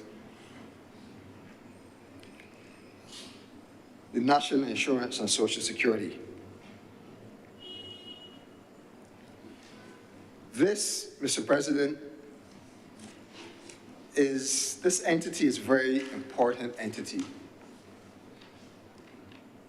This is where workers sacrifice and their funds are allocated. This is where this service, this national insurance, is not short in practicality of funds in terms of contributions. It is not a beggar. It is actually a provider. It has been a provider of the government from the way of purchasing government securities so that the government can have cash to do what it wants. So it becomes a provider for you as an employee when you are sick, when you are bearing child, when you are injured, and when you have retired, or when you are unemployed for a period of time. It carries a lot of significance for the working of this country. The majority of persons that work rely on this National Insurance and Social Security Service. So we need to treat to it by not just only looking at what it gets, but how it contributes to the common good of the country. I am not convinced, Mr. President, that enough has been done to protect these precious resources that goes into this national insurance from governments in general. That is something that we need to look into in terms of protecting the livelihoods of our workers. I am not ashamed to tell the chamber, Mr. President, that my mother is coming to retirement age very soon and has been extended because of obviously some challenges that we've had based on policy decisions by governments. And she would like, after working for 50 years, to go home and rest herself. And this is the story of a lot of our workers at that age who have been born in the 50s, late 50s, early 60s, who, not like me, started to work at 18 and 19, or some of us now starting to work at 24 after studying. These persons are working for 16 and 17 years old. But it's significant hours, years, half a century. So we have to protect the funds. We have to protect the funds. And again, I said it did stand to have political shots on the other side, but I think just a couple of days in the media, there was a story about the impact of the debt restructuring on national insurance. And it's significant. It is significant. So we could talk about all of the recapitalization of this fund, all of the recapitalization of the National Insurance Fund by getting new workers, etc. But we're not managing our finances as a government. It will all result to zero. You just got more money now to do what? Public out away. More hard-earned workers' money at your disposal to mismanage. So, Mr. President, while I agree that, although we do not share any objections to the policy that's being tabled here, those are just my basic overarching thoughts. And I want to, again, urge the government, someone in the government, to take this policy, take out everything that relates to migration, and focus on everything that remains. And they will see that if they were to focus on implementing those initiatives on the people that are currently here, currently working, currently looking for a house, currently seeking better health care, currently seeking better infrastructure, currently looking for a reduced cost of living, that it will all go well for the society. And you will start to see a change in the behavior. The economy will grow, children will appear, Mr. President. They will. I guarantee you, Mr. President, that persons who are shying away from the activities that we spoke about are still doing it but not having the children. There will be a difference because people will feel a sense that they can command their own resources, Mr. President, and that the resources of the state, the social services are working well, the healthcare system is good enough, the education system is something that they want to put their children to and not have to look for private care. So treat to our people. Mr. President, my second overarching point is that we have, as a government, or as governments, to manage the finances of the country more stringently. We can't be just wasting money. We can't have overruns here, overruns there. We can't be collecting more taxes and people not seeing the benefits. Mr. President, we are collecting, I think, about $75 to $85 million a year from the same national insurance scheme, through the same national insurance scheme, and giving it to the Queen Elizabeth Hospital, Mr. President. But what can persons that go there feel? What difference can they feel? Hardly any difference. Hardly any difference. Mr. President,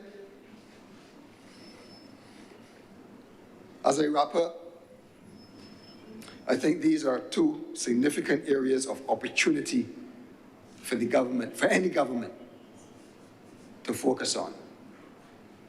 If we take care of our people, the economy will take care of itself. Thank you, Mr. President. Thank you very much, Senator Walters.